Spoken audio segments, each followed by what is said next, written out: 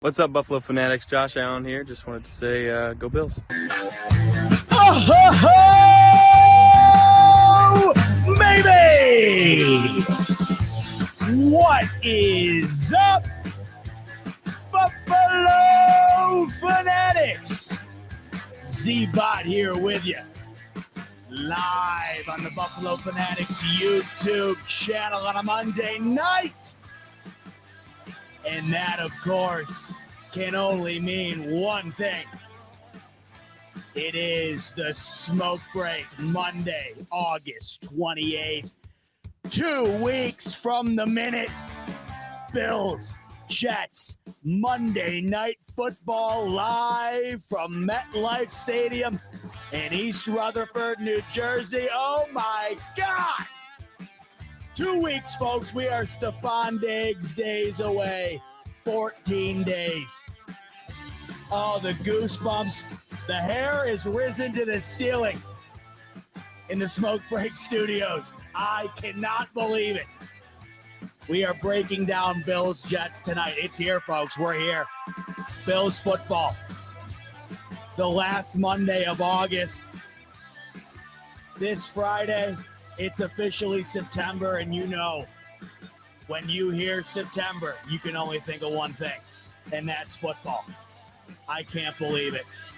1 week from this coming Thursday, just a couple short days away, we have NFL football live on our television screens. Kansas City Chiefs, Detroit Lions, and then a few short days after that, not to mention a full Sunday slate where we finally get to welcome back Scott Hanson, who will sit down in the studio and look you dead in the eye and say, 7 hours of commercial-free football starts now. Oh, my God, I can feel tears welling up behind these blue eyeballs. It's here, folks. This will be the last official Monday night smoke. Think about it this way. This is how close we are. This is the last official Monday night smoke break until the Bills play an actual regular season 2023 NFL football game. 1 week from tonight is Labor Day. I will be at Heavens Amphitheater at the Gorge out near Seattle, Washington for my favorite weekend of the year. Dave Matthews, 3 nights at the Gorge. You've heard me rant about it before. It's the best. One low-key reason why that is the best is because it's the last weekend without NFL football. I'm enjoying my favorite overall weekend of the year. And when I'm back, it's right in to the pigskin. Not to mention, we have a full slate of college football coming up this weekend. If you didn't already indulge this past week, I mean, how even watching Notre Dame, the Golden Domers beat the snot out of the poor midshipmen out of Navy. I mean, it was football. We got to watch Caleb Williams, the up-and-coming number 1 overall draft pick, 99% likely in the coming draft. Got to watch him this past weekend. Football is here. It is here.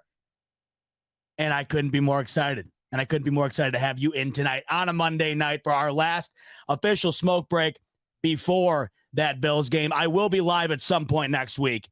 Just follow the YouTube, my Twitter handles. There's no way I can go this long without getting back into it. Hopefully going to be joining some Jets content creators, get them involved, get their side of things. I'll have stuff coming your way. Just won't be on Monday because, of course, that is Labor Day 1 week from tonight.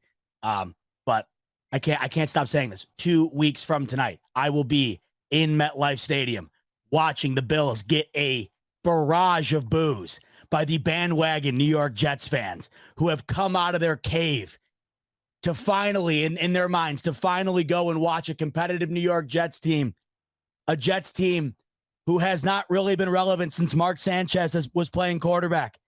It will be filled to the brim, and I'm sure those airline jets will fly over the stadium with a big flag out on the field. 9/11, right outside of New York City. The emotions are going to be high. The Jets fans have come out of the woodwork. They're going to be there, and you know damn well Bills Mafia's going to travel. My dad just booked his flight yesterday. Papa Bell's all set up. He's flying in 1 week from Thursday. You know he's going to have to be here for the for the official inaugural game of the 2023 NFL season. Of course, a little Penn State, West Virginia football too. Actually, no, that's this coming weekend. I'm getting my weekends confused. I'm just too excited. But Papa Bell, he's booked his flight. It's all ready to rock. We're going to be in that bitch. I can't wait. Meeting up with the Thigh Doc, Dan Mitchell, the AFC East Roundtable, open bar, by the way, so I'm told. According to Dan Mitchell, open bar tailgate for the Bills game at MetLife. Now, you have heard me, if you're a frequent listener, there has been at least one time you have heard me grill the living hell out of the tailgate experience at the MetLife Stadium. It's terrible. Getting in and out of there is a nightmare. You need to dedicate at least 2 hours to pull into the parking lot. Once you do, it's just not very fun. It's not very theatrical. I mean, you pull up to One Bills Drive, and it's like pulling up to a carnival. It's a movie. Doesn't matter if the game's at 1, 4, 8, Thursday, Sunday, Monday. It is going to be a show. You pull up at MetLife, and it just kind of feels like you're pulling up to any other event. This could be a little bit different, though, with the AFC East Roundtable boys, open bar. But I will say, I just got back from a cruise. Let me get into that a little bit. Believe me, we're going to have a lot tonight. We're going to go as long as she takes tonight. You know how it goes. I don't have a time limit. Although I do have to work all night tonight and all day tomorrow. But let's not think about that. Let's not talk about that. I got to get all my work done before I head out to the Gorge on Thursday. But right now, it's smoke break time, and we're dedicating as much time as we need, as much time as we want, to talking about what's right around the corner. But let's start off with why I wasn't with you last week. And let me just preface this, by the way. Good thing I wasn't, because Bills Steelers preseason, that was one of the worst things I've seen. It was disgusting, terrible. It left a brutal taste in my mouth. We actually had a birthday party we had to go to, and we had to leave for it right after the opening drive, which, by the way, I thought Allen looked great. The statistics as far as his time spent in the pocket say otherwise, as far as why the offensive line maybe looked a little bit worse than they actually were, just based on the amount of time spent in the back of the pocket. Either way, though, that Bills Steelers preseason game last week was just horrid. It was terrible, and I don't know what to take from it other than I'm going to just forget it happened, because I don't care.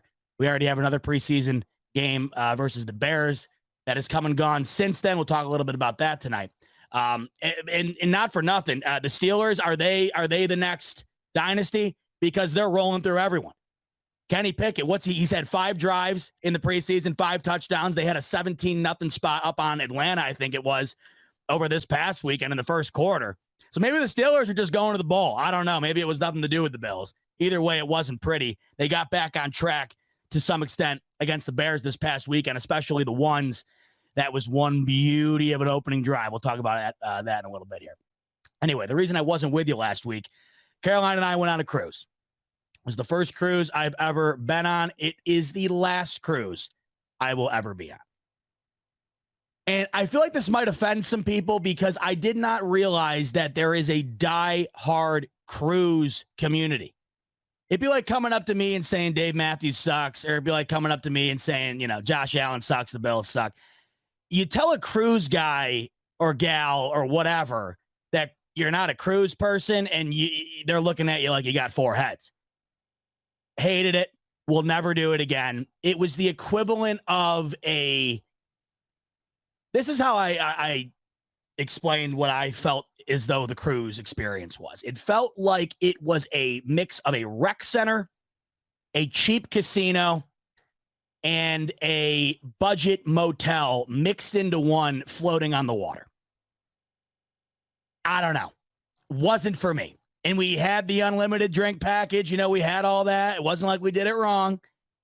Just was not for me. I think a lot of it had to do with the fact that I hate being in one spot for very long, and it just felt like Groundhog Day. Every time you woke up, it was the same thing. You wake up on this swaying-ass boat in this tiny, cramped little room with really outdated beds and whatever else. I mean, it felt like I was sleeping on the floor the majority of the time. And you walk out, and you got pretty much 2 choices. Go and swim in an incredibly crowded and probably God knows what's filled in type pool. Go drink until you pass out, which you can really, I mean, I don't know. I'm not 21 anymore, which is crazy to say. I can't do it anymore. I can do it, but repetitively over multiple days, it's like not in the cards anymore, which is sad, but it's not. And I don't know. I mean, I know it's gonna, if you like cruises or whatever, it's gonna come across like I hate fun. I don't. I enjoy a good time. So that's not it. It just wasn't for me. I do understand the appeal. I do get it. If you are retired, 70 years old, and have nothing to do but cruise, I get it.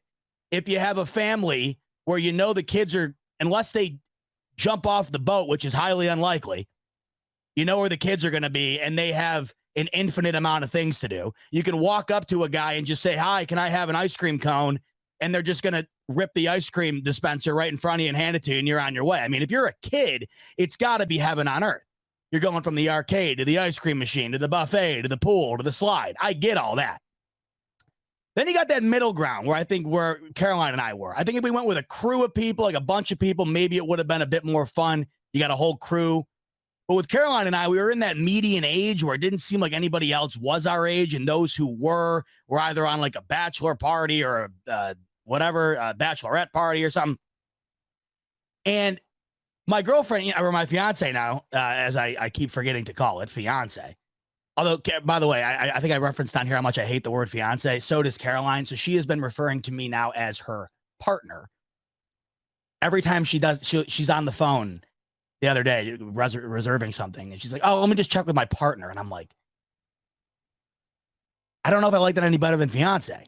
We just need to get married like tomorrow so I can just call her the wife because it's just way easier and it sounds better. But anyway, she is the most optimistic person on the planet. You could drop her off in the middle of purgatory. She'd find a way to have fun. She would find a way to make the most of it. That's just the way she is. It's one of the best things about her. And it keeps me sane because you drop me off in that same area and I'm going to tell you everything that's wrong with it. She's going to tell you everything that's right with it. That's why we've been together as long as we have. That's why we're getting married. You know how it goes.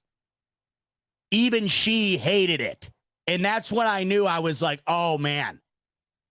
And I'm glad she did, selfishly, because I didn't want to be a Debbie Downer and ruin her good time if she was having it. But she gave it her best shot. But like day 2, she was like, no. She's like, I need to get off this thing. And the thing is, it's not like you can say, hey, you know what? We're going to pack it up and get in the car and head home early here. No, you are out on the wavy seas in the middle of God knows where, and you ain't going anywhere until that thing docks. And I got to tell you, it was one of the most satisfying feelings ever walking off of that boat. It was euphoric. And of course, that was a process in itself because you got to, everything's a line or everything. It's so cramped. You're smashing like 5,000 people onto a boat. So everywhere you move, you're bumping into somebody or whatever. And it was like that all the way until we got off. And when we got off, I'm like, oh my God. And then how about this? The whole trip was just, it was out of a nightmare. We get off the boat finally, but we had to, the boat left out of Florida. So we're in Connecticut. We had to fly down to Orlando, worst airport on the planet. They said, hey, we got Disney here. We got Universal Studios here. We have a major cruise dock here. Why don't we build the world's worst airport? It's not like we don't have tens of thousands of people coming through every day. Might as well build the world's worst airport. There had to have been 1,500 people in line when we were there, and they had 4 people working security. And the way that they mapped out this thing, the way that they built it or whatever, you can only let so many people through security until you have to stop the whole line, let those people get all the way through, and then go through it again. We got in line for the security an hour before the flight. We almost missed the initial flight, but we made it through. Okay, great. We get through. Then we get on the flight. And they got live TV. I'm watching a little NFL preseason. I'm kicked back, got the headphones on. Get me out of here. But, we got a layover, of course, because that's just the way the cards were dealt. We get to the beautiful city of Detroit, Michigan. And what do you know? The plane said, hey, it's a tow-in gate. And we can't get towed in for like 30 minutes. I never understood this. Why can't I get off the flight and walk? Can someone escort me inside when my layover flight, my connecting flight is literally 40 minutes removed from landing? Can somebody escort me to the plane, please? Because I paid good money to get on that. No, not in the not an option. You will sit and you will wait until you are carded in. That's what we did. We got carded in, and what do you know? The flight back to Connecticut was long gone in the sky, making her merry way up into the clouds. Gonzo. So we had to go and run. Caroline, God bless her, she was on genius mode. She looks at the array of flights. She goes, oh, there's one flying out of LaGuardia. Let's just go run up there and ask if we can go on. And I'm looking at her, and I'm like, what is it? What is this, a free-for-all? You're just going to walk up and say, how can we get on? That's exactly what happened. So back to her being like the most optimistic person on the planet, it pays off sometimes. We just walked up to this LaGuardia flight and said, hey, can we get on it? Because we just got royally effed. And they let us on it, and we got home, thank God. But, of course, that didn't come without having to get a $110 Uber home because our car was at the other airport, right? Tried to get that refunded. They told me to shove it up my ass. So, To put a bow on the cruise experience, though, never again. I'm glad I did it once because I would have always have wondered what it was like. The commercials make it seem like it's heaven on earth. It isn't. Once again, I do get the appeal for certain people. I also get the appeal in general if you just like hanging out and doing nothing. My mind doesn't work like that. I am like one gigantic anxiety ball. Like I am a hamster in a wheel just spinning. Except I like when there's a little bit of cheese in front of me, obviously. I enjoy some cheese. I want something to chase after. There was nothing to chase after on this boat. The only thing I was chasing was the day we were getting off.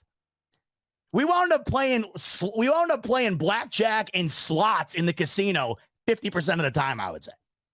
And the false sense of actually going to a tropical destination too is hilarious. Because they're like, oh, you're going to the Bahamas. And you're thinking, all right, we're going to the Bahamas. Like, all right. They drop you off. It's called Nassau. That's not to be confused with Nassau, Long Island. It's called Nassau, whatever. That's the city in the Bahamas. And they drop you off, and it's like just one gigantic outdoor mall, so to speak. It's like, hey, we're going to drop you off. You can walk around and buy either a rum cake or a straw hat. And if you're not in the market for either of those things, you can either pay somebody $200 to get on a fishing boat that can take you to some beach where you can sit down for the rest of the day, or you can just get back on the boat. And we're like, I already have enough straw hats for some reason. I actually do own a couple. I don't know why. They have the Dave Matthews logo on it, so that's exactly why. Gluten-free, can't eat the rum cake. We're out of options here. And I got free alcohol on the boat. I'm not going to pay for it there. Back on the boat. So it's not like you actually go to the Bahamas. I mean, you do, but you don't. It'd be like going on a road trip. It'd be like saying, hey, I'm going to the Bills game, driving to MetLife, sitting in the MetLife parking lot and being like, hey, the MetLife experience was world class. Man, what a stadium. Loved it. That game was great, whatever. It's like, no, you sat in the car and listened to it on the radio. I mean, if you enjoy that, good for you. That's great. That's awesome. Nothing wrong with that, I guess. But don't make it seem like it's this whole production, because it wasn't. Overall, 3.5, 4 out of 10, I guess. Lesson learned. And hey, we'll have stories from it forever. We just kind of sat around and people watched, which was very fun to do, because you're seeing people from all over the place. And you get to really watch some people in their element there. I mean, there's some people who get in their element on these cruises. You can just tell. I will say, though, the one thing that I absolutely loved, can't knock it at all, the service. Like if you buy the unlimited stuff, I mean, they're not kidding around. The service was incredible. These people wait on your hand and foot. It's amazing. And I'm just like not used to that, nor do I often feel comfortable with it. I just don't particularly like that. But they don't make it feel like it's a burden or whatever. The staff was incredible. And usually when you get these drink packages, you walk up to the bar and they're like, oh, what'll it be? Recipe 21? And you're like, oh, great. And they, of course, probably watered down that with a half gallon of tap water before serving it to you. It wasn't the case here. We're talking Gentleman's Jack, Johnny Walker Blue Label, Jameson. That was awesome. And then the dinner service was great. Every night for dinner was like a 4-course meal with your own personal waiter, and they know everything about you. That was cool. Got to give them props where it's due. The rest of it, I'm out on. So that was my cruise experience. That's why I wasn't with you last week, but I'm back here, and I am here outside of next Monday, of course. I am here for the foreseeable future. Not going anywhere other than MetLife Stadium in 2 weeks from tonight. And that's where we'll start to get into our football talk tonight after we leave the cruise in the past, because that's where it is staying. Staying there. So 2 weeks from tonight, we're going to talk tonight about what we can expect from both sides. We can talk about how the Jets are going to win this game, how the Bills are going to win this game, what we think this game is going to look like overall, what the deciding factors are going to be, what the Bills in particular are going to look like on both sides of the ball, what the Jets are going to look like in particular on both sides of the ball, what the quarterback position is going to look like. The amount of intriguing storylines going into this is off the charts. There's just so much stuff. There's just so much. Even the added addition of the James Cook versus Dalvin Cook battle, it's just going to get lost in the weeds because it's nothing compared to the rest of what is in store for us that night. It's crazy to think that that is the week 1 game. I mean, I don't know if you're like me at all. I mean, obviously, you know what's around the corner the first month. You have the Raiders, you have the Commanders, Dolphins to kick off October. But if you're like me, I have not looked past, you know how like when every time you interview any of the players or anytime you see an interview with the players, they always say to you, right? They always say, I don't know who we're playing. Sometimes I genuinely believe them. Like sometimes I don't think these guys know who they're playing. They're so dead focused on what's around the corner, like what's right in front of them. Other times I'm like, yeah, come on. You know what's going on. And I get it. It is the politically correct, tried and true right answer, right? You have to say, just focus on the Jets. Classic Bill Belichick. We're on to Cincinnati type thing. I genuinely have been that way. I have not thought of anything other than week 1, Monday night, Bills Jets. I've barely, and this is coming from somebody who loves gambling on football, who watches every single snap of every single game every year. I haven't even looked at the Sunday slate for week 1. I've gazed at it, glanced at it. But outside of the Thursday night game, Chiefs Lions, I couldn't tell you. That's how dialed in I am. And it has been this way for months. And it was right when Aaron Rodgers, he was already a Jet before he was a Jet, right? He was already locked in. We all knew it was going to happen well before it did. Right around the draft, we already had anticipated it. It just had not gotten there yet, but it might as well have been set in stone. Ever since that became the reality, it's all I've been thinking about. Absolutely all that has occupied my mind. So when this game ends, having to turn over to the Raiders is going to be a weird feeling. Haven't even given it a thought. Now, I will say, for the Bills, just on that quick topic, now that we're kind of just talking about it, I think the fact that the Bills have 2 of what you would argue to be their easiest games of the schedule right after this Jets game is very advantageous for Buffalo. And it's one thing that I think is a disadvantage for the Jets. If you look at the Bills' opening 3 weeks, compare it to the Jets, it's night and day. The Bills kick it off in one of the games of the year. I mean, that's what it's being set up to be. I think it is one of the games of the year. How could it not be? It is the first opportunity anybody is going to see Aaron Rodgers in a New York Jet uniform in a regular season game. The first time he has ever taken a snap in a regular season game for a team not named the Green Bay Packers in the NFL. That in itself, no matter whether the Bills were playing or not, huge. Then you have the hard knocks factor backing up into all of this, getting to watch the inside details of the Jets each and every week.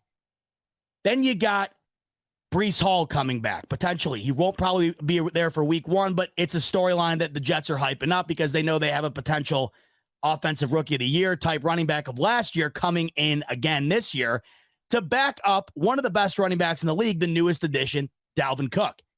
Then you do have the defensive rookie of the year in Sauce Gardner. You do have the actual offensive rookie of the year in Garrett Wilson. All of that, and we haven't even mentioned the Bills yet. Not to mention, it's a division rivalry. The AFC East is this coming season the most competitive it has ever been in my lifetime. I don't care what happens. I guarantee you it will be sometime between now and whenever that there will be another stacked up AFC East like this where you go into the season thinking, I don't think it can get much more competitive than this, not only in this division, but in the entirety of the NFL. We don't know what's going to play out. One of these teams could absolutely bomb. The Jets could be like the Broncos of last year, just shit the bed, 5-12. No one saw it coming, right? That could happen. But in this given moment right now, 14 days away from this kickoff, has there ever been more hype surrounding the AFC East? I mean, really, truly think about it. And this is in my lifetime. But granted, it's in the majority of your guys' lifetime, and if not that, a majority portion of your life. Because for 20 some odd years, there was no hype around the AFC East. It was, when is the division crown going to be handed to Tom Brady, Bill Belichick, and the New England Patriots, and who are they going to play after their first round bye? That was the AFC East for 2 decades. Tom Brady leaves. Josh Allen era has arrived. And the AFC East was down. It was weakened, obviously. The New England Patriots, to this day, still have yet to find a way to recover. The Jets were as low as they have ever been. And the Dolphins were, I would argue, a bit better than the other two aforementioned teams, except they weren't quite at the level of prominence in which they are now. And then they add Tyreek Hill. They draft Jalen Waddle. Tua, when healthy, he's an accurate passer. I mean, he's not going to lose you the game. Don't know yet if he's going to win you many games, but we do know when he's out there, he can move the ball. Either way, when the Bills initially took over the AFC East after the reign of the Patriots, it was down, and it didn't last very long. It has been back-to-back-to-back glorious years of regular season football for these Buffalo Bills. The New England Patriots essentially had that for 20 consecutive years outside of a couple blips on the screen throughout that time period. There was never a competitive level like this. The Bills were never close to being able to compete with the Patriots on that level. At times, it felt like Miami was. At times, it felt like the Jets were when they got to the AFC Championship game back-to-back years, Rex Ryan, Mark Sanchez. But it never felt like throughout the regular season that they were ever going to fully dethrone the Patriots for the foreseeable future. You go into this coming season, the Bills are the class of the AFC East, and they have to be considered that until proven otherwise. I'm a big advocate of that. You can't just annoy. This is what pisses me off so much about the Jets. It's got nothing to do with the talent level on the roster sheet. It's got nothing to do with really anything. It's got almost all to do with the fact that they have been put on this pedestal that has not yet been earned. And I understand the hype. Of course, it makes too much sense. If you're a Jets fan, I couldn't imagine how hyped you are right now. Everything has gone right for you this offseason. This is an offseason handcrafted by the gods, but there hasn't been a snap of football played yet. And as of right now, the Bills are 3-time reigning AFC East champions. They are the class of the AFC East until proven otherwise. But with that said, you look at the coming year here, and there is a legitimate, sound, cohesive argument for the Bills to win the division, for the Jets to win the division, for the Dolphins to win the division. Maybe there were spurts of time throughout the Tom Brady reign where you could have a hot take or two, but you probably wouldn't have sounded all that intelligent. You could have a very intelligent argument for all three of these teams coming into this season. And I wouldn't blame anybody for picking one of the three at all. I can't possibly, in good conscience, put the New England Patriots in that conversation. If that happened, I can't even imagine how they would get to that. Either Mac Jones would have to flip over from being a pretty average quarterback to one of the league's best. The defense would have to be absolute world-class dominant, 1-2 in the league. Ezekiel Elliott would have to reemerge as one of the best running backs in the league. A very mediocre wide receiver core would have to all of a sudden explode. The amount of things that would have to happen for the New England Patriots to win the division is astronomical. Not to mention the three other teams would have to implode. It's not happening. You have three teams right now that you sit down with a let's talk about somebody who's not in a position of bias. Like we are. I mean, we are in a position where, whether you want to admit it or not, there's bias to everything that we say as Bills fans. There's bias to everything that every fan has to say. But if you found somebody with no lineage to an AFC East team, they could make a sound argument, all biases aside, for three teams to win the division, and it would make sense. And that is why this coming season is so extraordinarily exciting. That is why this game in particular is off the charts exciting for a week one game. But it's also why this game in particular is so massive. Week one, right out of the gates, the first Monday night game of the year, the first standalone game on a Monday night of the year. The rating's going to be through the roof. The amount of eyeballs on that game is going to be insane. The atmosphere, you name it. I mean, you just add it to the list, all of it. That's going to be the first moment where all of this stuff, all of this culmination of the AFC East, almost unarguably being the toughest division in football coming into 2023. The rise of the New York Jets, the rise of the Dolphins, right? Dolphins aside, we'll obviously focus more on the Jets here. Even though the Dolphins, I mean, they're playing the Chargers. That's a tough-ass task to open up the year. All of this starts in 2 weeks. Our quest for answers. And it doesn't get more telling than the particular game in which we have the most vested interest in, Bills-Jets.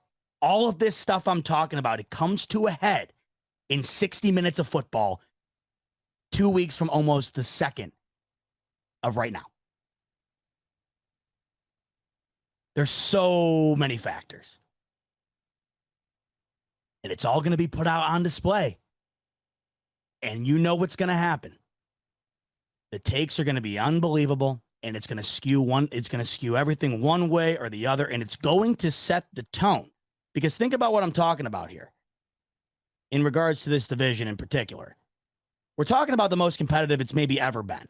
And it's probably the most competitive it will be maybe ever, but easily for the foreseeable future. The tone for that gets set in this game. The AFC East is going to be outside of the NFC East, which is always the most talked about division in football because it has the Dallas Cowboys and it has major market teams and the best teams in the NFC outside of San Francisco. The AFC East will be the most talked about division in football throughout the entirety of this upcoming season. You will not be able to turn on your television, your radio, a podcast, you name it, without that division being discussed in some capacity. And it all kicks off that Monday night. Do you understand the gravity, the weight of this game? That's why I'm so nervous for it. I'm exceptionally nervous for this game. And many people would say, oh, this is the initial layman's response. Oh, you're scared. You're scared of the Jets. You're scared of Aaron Rodgers. You're scared of the competition. You're scared of the defense. No. I respect all of that. All of it. I respect the hell out of that defense. Respect the hell out of Aaron Rodgers. Respect the hell out of what the Jets have been able to put together here. It is quite extraordinary. The nerves stem from what I think, from what I feel that the weight that this game carries. That's where the nerves stem from. Last year, it was massive. And I've said this before. At that point in time, even though it's always recency bias, but at that point in time, you'd be really hard-pressed to find a bigger week one opener for the Bills, maybe in franchise history. You're talking about a team fresh off one of the best losses anybody's ever seen, a loss that propelled this team into a Super Bowl contender into the eyes of the media. There wasn't a single win that propelled the Bills into the good graces of the media quite like the loss against the Chiefs did, right?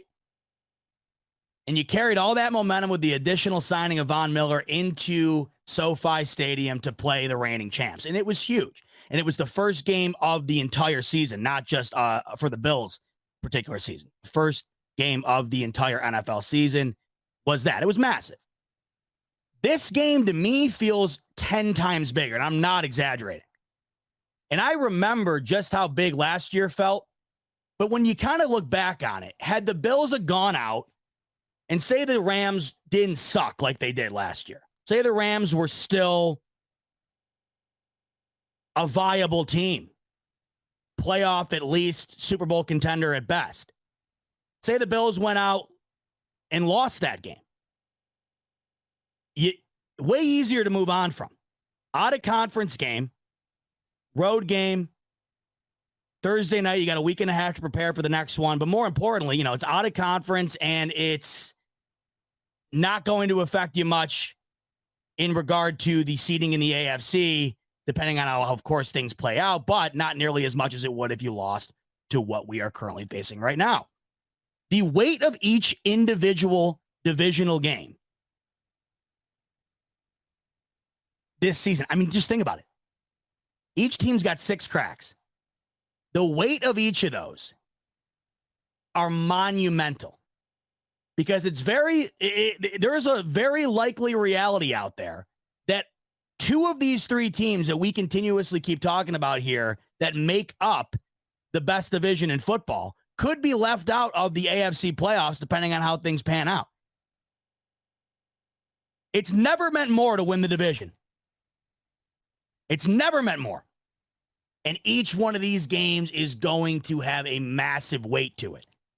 But it's all amplified to the millionth degree on this stage coming up. And I think that's where my nerves stem from. Because last year, I think obviously I would have been irate had the Bills gone out and lost that game. But I think it would have been easier to digest. This is not going to be, and we're talking hypotheticals here. We're previewing this game. We're talking about where our thoughts are. I'll get to some comments in a second to see where you guys are at. By the way, I see some bickering down there. I've been seeing some bickering all night. No need to bicker. 2 weeks away from ball. Everybody get along. It's going to be good. I know. I guarantee you there's some, I haven't looked. I guarantee you there's some comments in there. Somebody's bitching about me talking about that cruise. Listen, I'm just going to say this right off the bat. With the smoke break, you got to have a little bit of everything. It's a Monday night. We got to have some fun. Can't all be serious all the time. It's a variety show. It's on my mind. I got to get it out there. Got to talk about it. Sit back and enjoy the ride. We're probably going to be here for 3 hours tonight. I haven't even looked, but I guarantee you there's going to be there's some shit back there when I scroll back there. Why? Can we talk about the Bills already? Why is this guy talking about his stupid cruise? My name's on the show. And I was on the cruise, and I hated it. We're going to be here all night, strapped in. You know what I mean? So, anyway, what I'm getting at here is down in the comment section. Everybody just look at peace and love. This is the best time of the year. Are you kidding me? I'd understand a month ago, 2 months ago, where I was at peak losing my mind. Early August, whatever, the worst. But this is the best time of the year. Embrace it. Especially now because it feels like, remember when you were a kid? Something about Christmas Eve was always more exciting than Christmas because it's all about the anticipation. I got that little kid Christmas Eve feeling right now. I truly, truly do. And it's been culminating, right? I've had it for a while, but it's building, it's building, it's building, building. And you got to embrace that feeling. You got to embrace that. Because it's fun. We're all adults. We all got bullshit going on day after day. This is the fun stuff. Scott Blakely coming in. You're doing great, Z. Thank you. Oh, I appreciate it, Scott. No, I'm just not to diverge at all. I'm just saying I saw some people down here kind of arguing in the chat and stuff. And that's cool, whatever. I mean, I get it. But, we're here for a good time and potentially a long time. We got to see how long we go here. So let's get to some comments actually while we're on that topic before we move on. Richie Forbes coming in. He's saying, damn right, best time of the year. Sophia's coming in. Yeah, I've got that Christmassy feeling too. Isn't it great?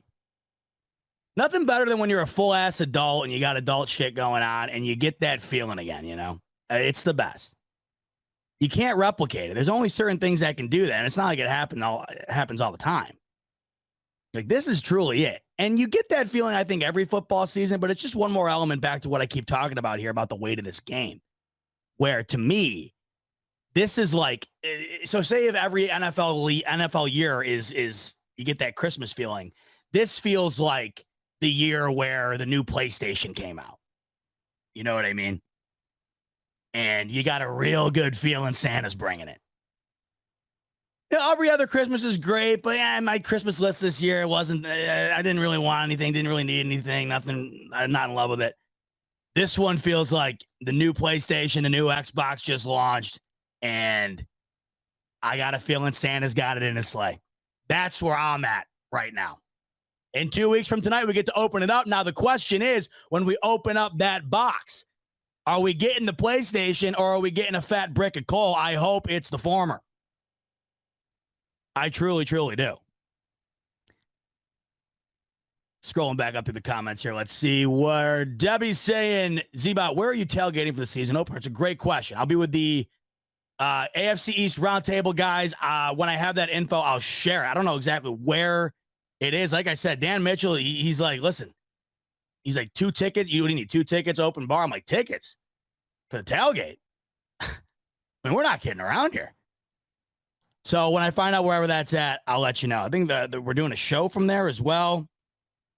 I think early before the game. Speaking of which, by the way, I think I meant to mention this earlier, but like back to the open bar thing at this tailgate. I'm going to have a couple drinks for sure, have a good time, but a couple max. I'm so dialed. I don't want to be even a bit fuzzy headed for this. I just don't. I am just so dialed in to this game.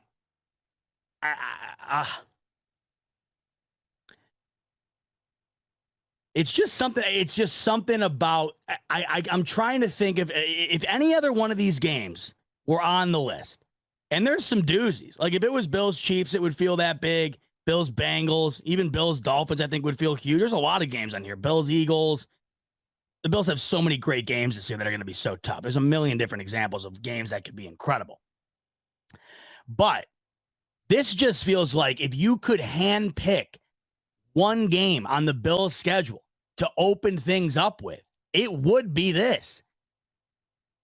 And I don't care what team you're a fan of. Everybody's looking forward to this game. Everybody. It's been Jets.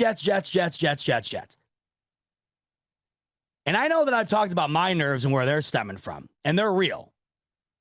They're real. I mean, back to the Christmas analogy.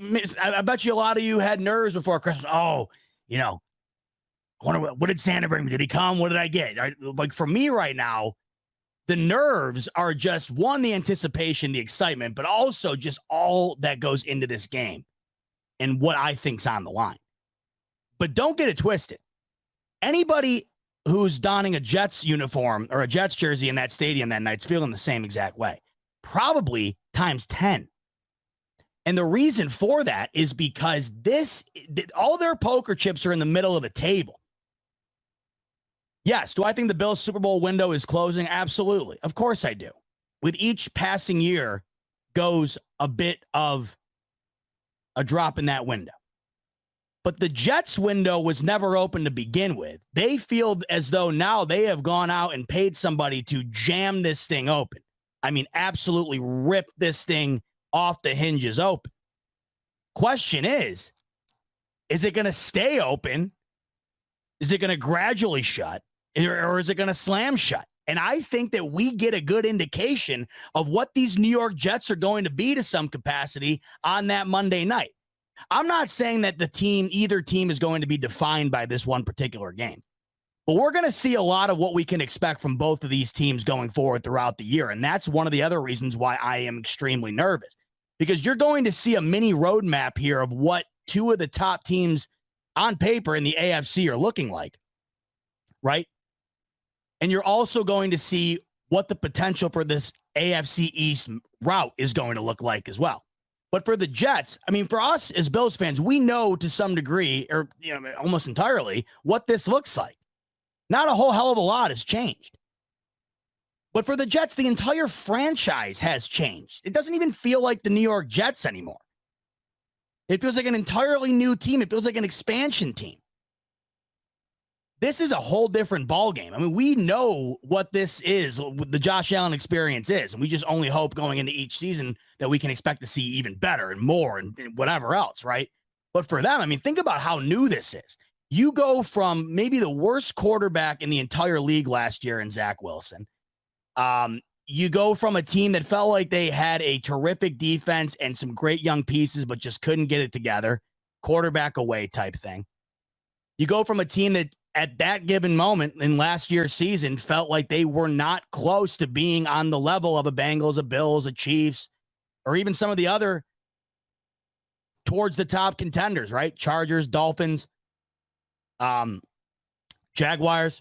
They've gone from what felt like bottom feeders to some capacity at times to right up there in the conversation.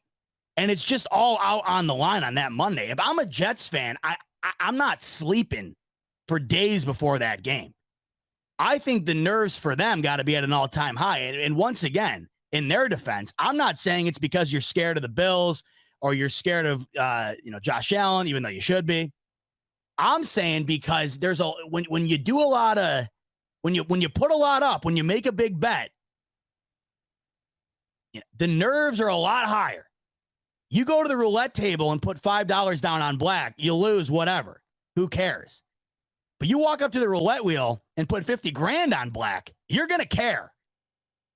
And if you win, it's going to be unbelievable.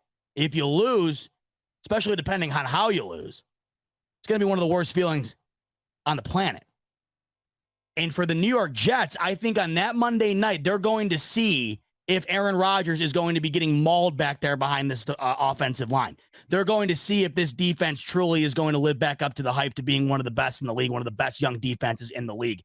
They're going to see if Garrett Wilson can go out and make a name for himself this season after one of the better rookie years a wide receiver has had as one of the more prominent top wide receivers in this league. They're going to see if they're going to have the ability to hang with the big dogs in the AFC playoff race this year. They're going to see if they have the ability to compete for a division title.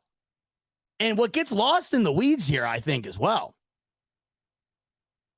is that the New York Jets have the longest active playoff drought in the NFL. It's not like the Jets just went from, I mean, even with the Patriots a couple of seasons ago when the Bills just decapitated them in the wild card game, they still made the damn playoffs.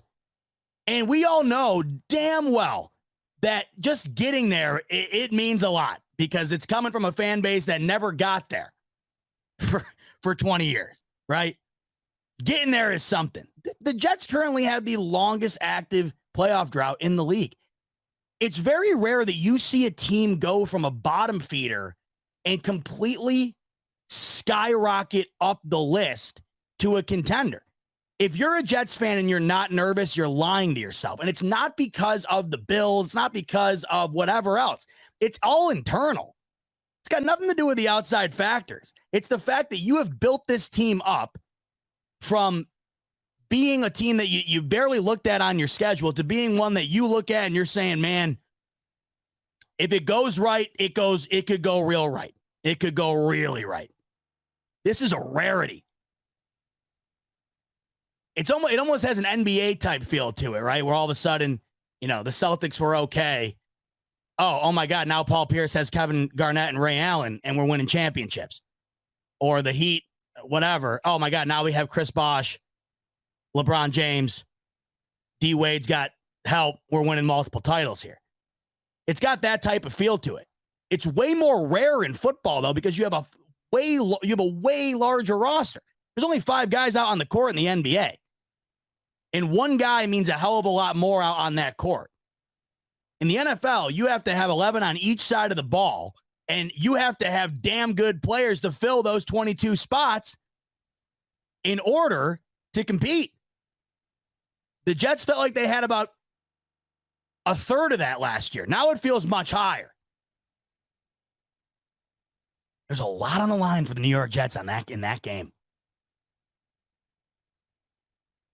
A lot. Get to some super chats here while I see him. Dog 26, he's coming in. He says, ready to go to war.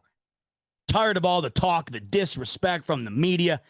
Fan base is talking shit. Damn, like we ain't one of the best teams in the league. Jets this, Jets that. 9-11, get this effing work.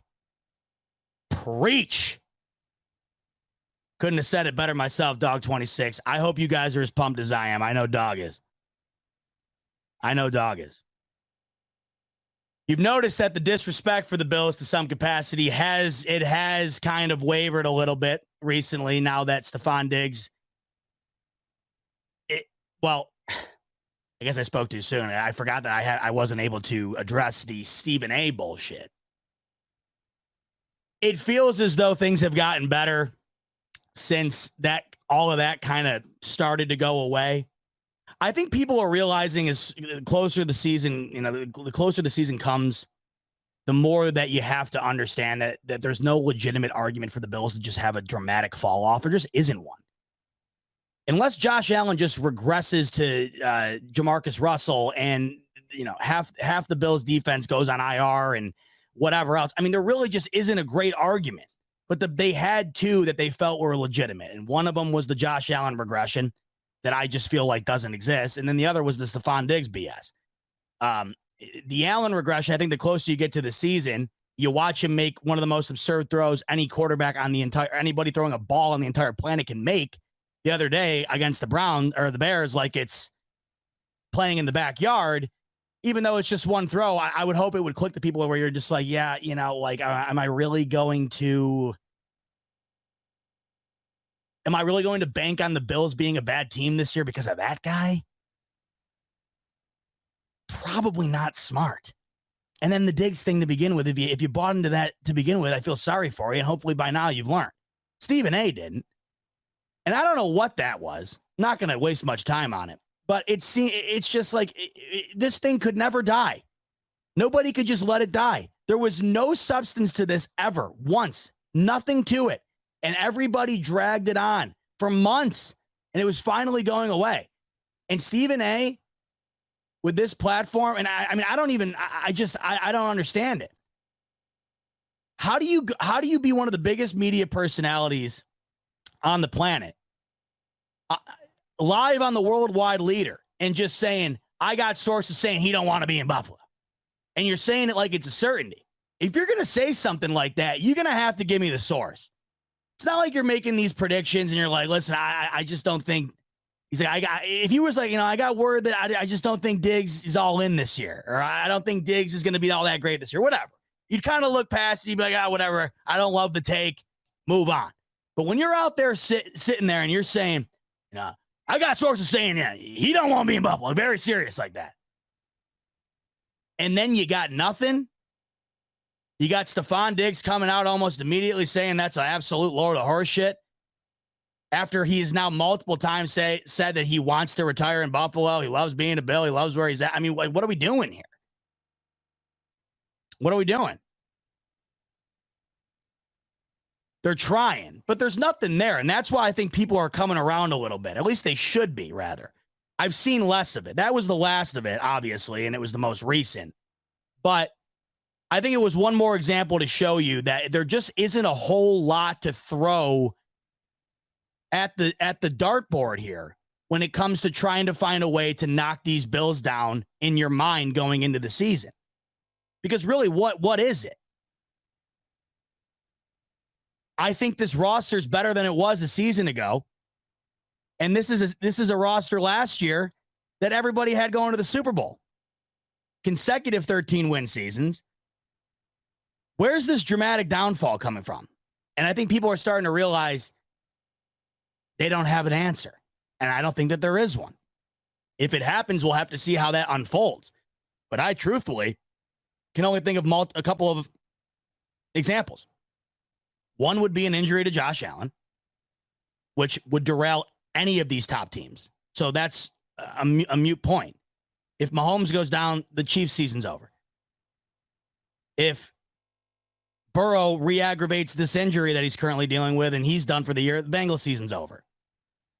This could be said for just about any team with a star top quarterback. Hell, the Jets, Aaron Rodgers is going out 2 weeks from tonight behind one of the worst offensive lines he's played with in his career. He goes down. We know what the Jets are when he's not out there. So that's just, you could argue that with anybody. Yes, if Josh Allen goes down, pack it in. It's done. But that goes for all of these teams. So you rule that out. The only other thing you could foresee, or as far as trying to drum up an idea, would be that all of a sudden Josh Allen just forgets how to play football. And where's the argument for it? Because I know it was one drive this past Sunday, but I don't think he forgot how to play ball. Dog coming back in here with another super chat. He's saying, but wholeheartedly disagree with you, Z-Bot. Oh, we're taking a different spin here. Window is always open with Josh. Always.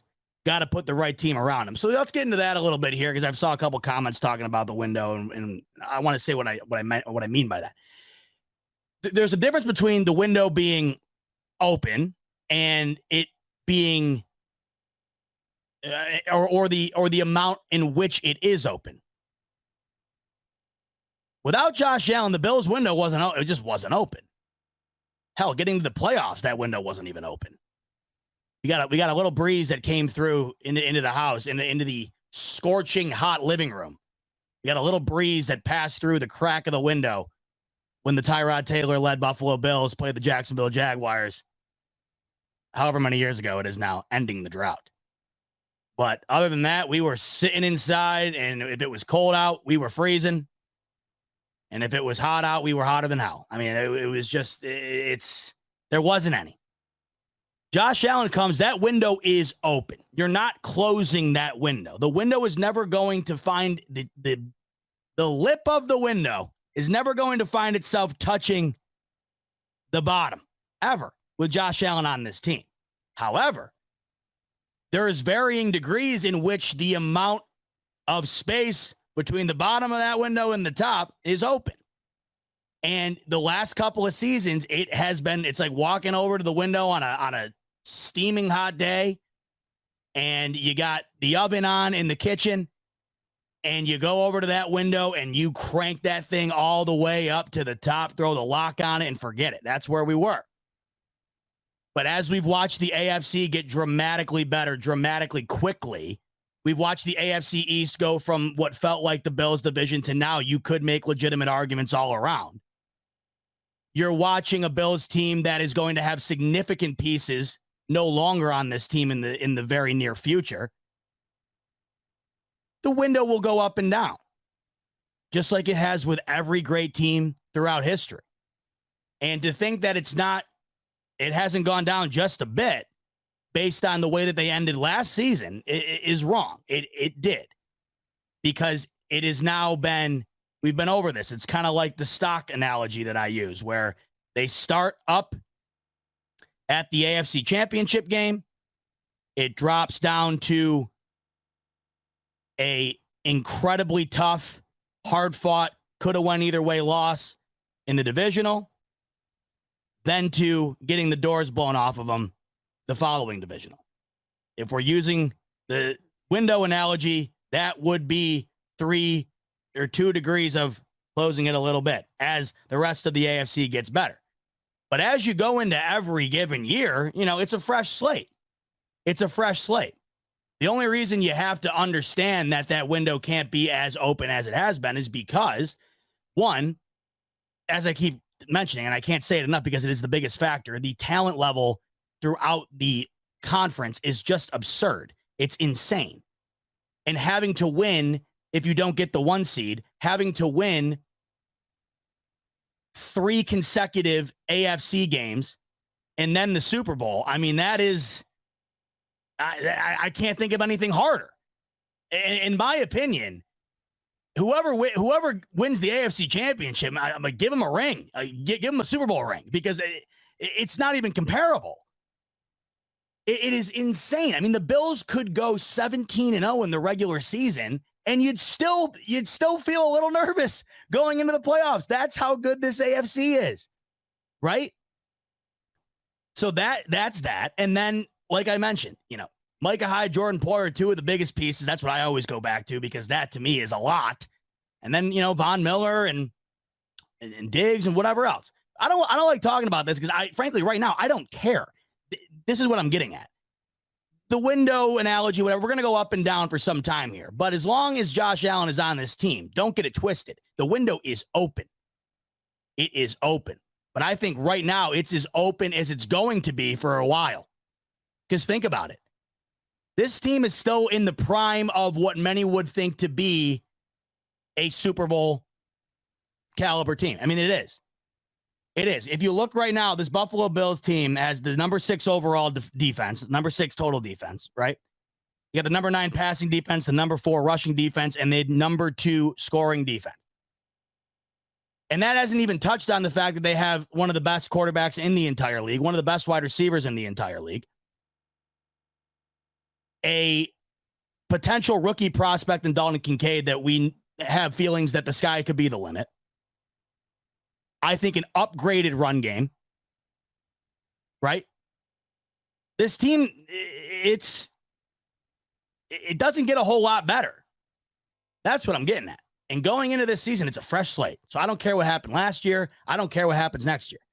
I don't care about Micah Hyde and Jordan Poyer's contract situation. I don't care about, Josh Allen's contract kicking in and what that's going to wind up doing to the salary cap, whatever. I don't care about any of that right now.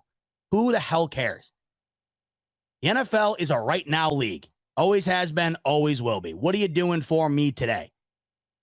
I mean, can you find a better example than what just happened with Trey Lance? The San Francisco 49ers gave up one of the biggest hauls in draft history to draft a quarterback who they just traded for a 4th-round pick without ever playing. What did he start? 2 games, 3 games? I don't even know what it was. Might not even have been that. This is the league you're dealing with here. Things go, I mean, this is like, you blink, you know how it goes. One Sunday, you're the best team in the planet. The next, you're the worst. It just happened with the Jets in one offseason. Bottom bracket team who now every single person has in the top bracket in one offseason. And this coming year, one blink of an eye, all of a sudden, this team's great. This team blows. That's what happens. And it happens with teams and it happens with players. Constantly. I mean, that Trey Lance situation is wild. They gave up 3 first-round draft picks. And if you go back and look at some of the names that were drafted before, after, and around where Trey Lance was drafted, it's got to make you sick to your stomach. Especially knowing that the Niners still, after one of the worst draft blunders in the history of the NFL, still are probably the second best team in the NFC. Many would argue the first best. And it's insane. But they gave up 3 first-round draft picks for a guy that's never played, and they just handed him off to Jerry Jones for a 4th rounder. And you can make the same argument for Dak Prescott. Now all of a sudden, he feels like he's the face of the franchise. He's got Jerry under lock and key there. He's taking him for a ride contract-wise. Now all of a sudden, Dak, he's got to look over his shoulder a little bit because Trey Lance is going to be coming around for a contract soon, believe it or not. Right? Going to have to pick up an option on him. So now one night, Dak Prescott goes from the face of the biggest brand in sports to, I don't know what's going on now. And Jerry Jones didn't inform Mike McCarthy. He didn't inform anybody. He went out and just grabbed him. That's this league, man. This league. It's a wild experience, and that's why we all love it so much. It's what makes it so great. It's nuts. It's the greatest thing on the planet.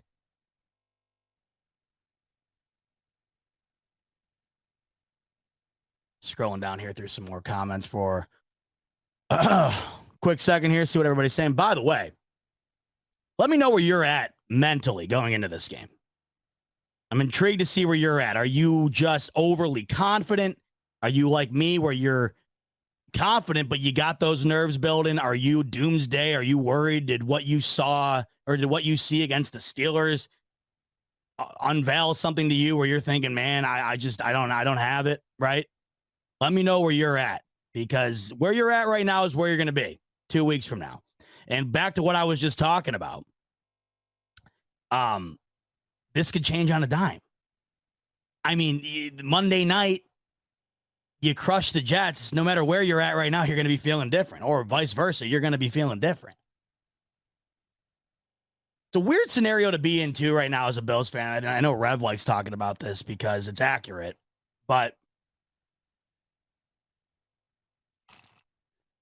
by the way, nothing like iced coffee at 9 o'clock. But this is accurate. It's tough being in a situation like we currently are with the Bills, where you know that the regular season, obviously it matters a great deal in regard to the playoff seeding and how you end up getting to the Super Bowl. But it's a weird position to be in where you are conditioned now to be a playoff team at the very worst. And knowing that really all that matters are a very few amount of games in January to determine it all. I mean, last year was the perfect example. Obviously, you win 13 games, and then all of a sudden it just looked like you didn't even belong out in the field. So that's a weird mindset to be in, and it's kind of tough to re-gear a little bit as well, because you see that unfold firsthand. It's kind of tough to wrap your mind around, where you go into the regular season. And I bring Rev up because he mentions this a lot, and I think there's truth to it. I wonder if anybody else here feels the same, where you go into the regular season and you're thinking to yourself, I can't put any stake in any of this.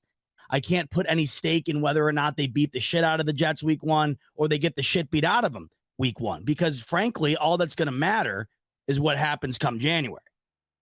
Now, I find myself to be in a different boat, where I think that I need to see more of a level of consistency that I think, despite winning 13 games last year, wasn't quite on display. We've talked about this a bunch, where I just felt like there were times, even though the Bills were winning, they weren't winning in either convincing fashion or in a way that you felt comfortable with it, with the overall aura of the team.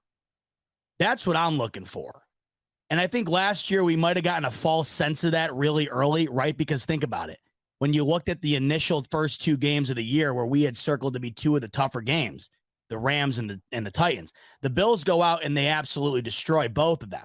And at the time, we're thinking, well, the Rams just came off the Super Bowl, so the Bills are even better than we could have imagined.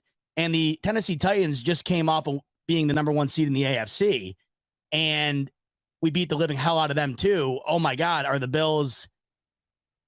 Are we going to be threatening the 70s Dolphins here, type of thing? But we come to find out that none of that was true. The Titans weren't a very good team. The Rams certainly weren't a very good team, right?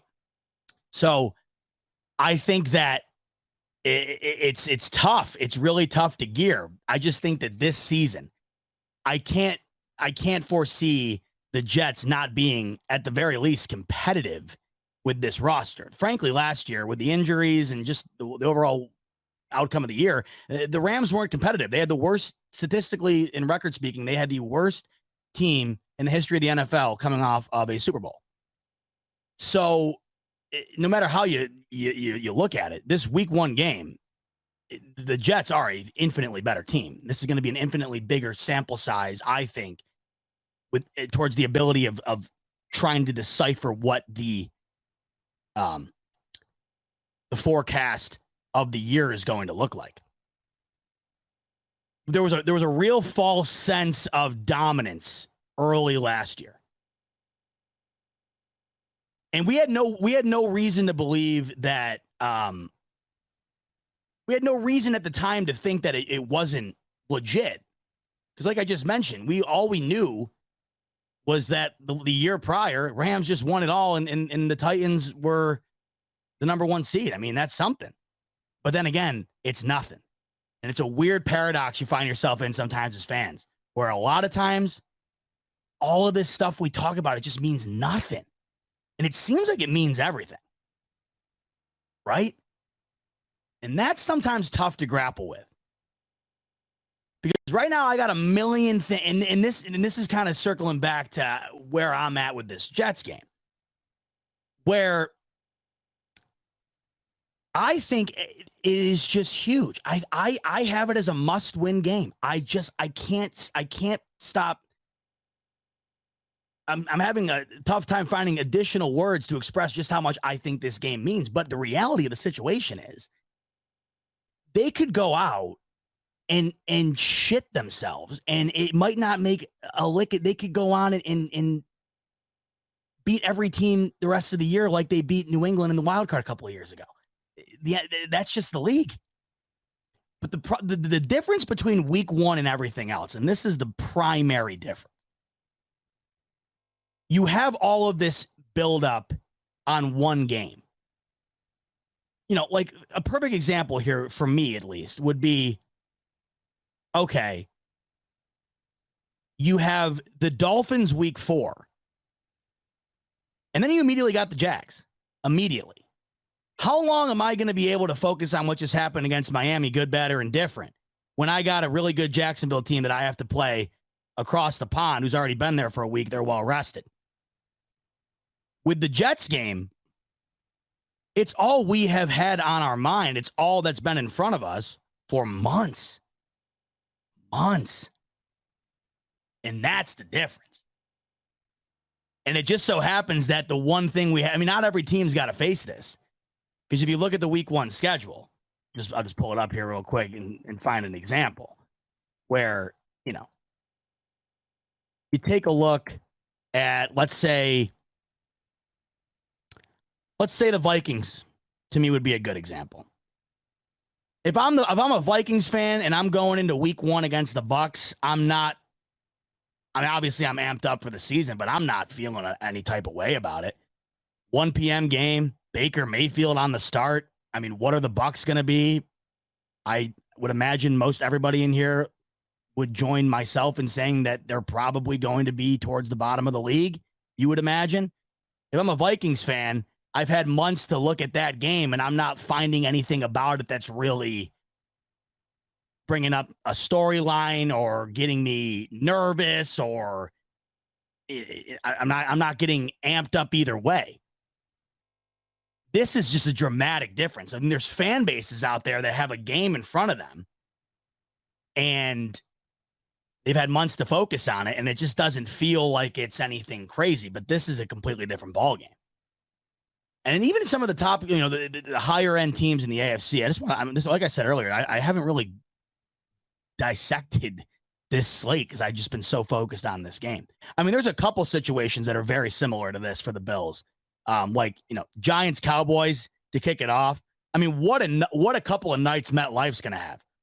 Sunday night football, Giants, Cowboys at MetLife. Monday night football, Bills, Jets at MetLife. That's incredible.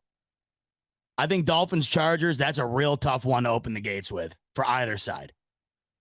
49ers, Steelers could be very intriguing, maybe more so than anybody thought. Bengals, Browns, that's another one I got circled just because what are the Browns going to be? What are the Browns going to be? That's a team, by the way. You want to talk about a team you just don't think about? Be honest with yourself right now. When you think about the AFC as of late, and you've thought about who's going to be in the Bills' way, who are the Bills going to have to compete with to go the distance, have you thought about the Browns once? I have not at all. Frankly, in that division, I think about the Ravens and the Steelers before I even get to that point. And you have to imagine they have to be better. And when you look at their roster, it is not bad. And if Deshaun Watson can get back to where he was, I mean, this is just back to the overall sentiment surrounding this AFC. We're talking about a Browns team that if Deshaun Watson can find a way to get back to what he used to be and justify the amount of money that was paid to him, ruining the entire pay structure for quarterbacks in an instant. All of a sudden, the Browns are like, they're a team, man. They're a team. And right now, you haven't thought about them once. That's the gauntlet that is currently awaiting every single team in the AFC. And the Bills have what? The fourth toughest schedule. You look at the AFC East scheduling. I think number one toughest schedule is the Patriots. I think number 3 is the Bills, 4 is the Dolphins, and 6 or 7 is the Jets, something like that. Wild. And that, you want to know why the schedules are like that as far as strength of schedule and difficulty? Because they got to play each other. They got to eat each other alive. James coming in with the super chat. My man James, he's saying, Zeba, our biggest loss this season was Edmonds. I think you would agree. Curious as to who you think was our biggest pickup, excluding the draft. Interesting. All right, let's talk. Let's transition a little bit then. Let's talk about what we saw from the final preseason game, which just so happened to feature the aforementioned Tremaine Edmonds, who's no longer a Buffalo Bill. Look, this has always been my stance on Tremaine Edmonds. If the Bills had the money and they had the ability to keep him on the roster, they 100% would have. But the amount of money that the Bears had at their disposal and the amount of money they were willing to pay him, there was no chance you're going to be able to retain Tremaine Edmonds without messing something else up on this roster somewhere, right? That's a team in the Bears who had one of the highest cap rooms available in the entire league this offseason. They love spending their money on defense and linebackers. They always have. And Tremaine Edmonds is potentially in the prime of his career and could only get better. He's still very, very young. Yes, it's a major loss. It's an absolute major loss.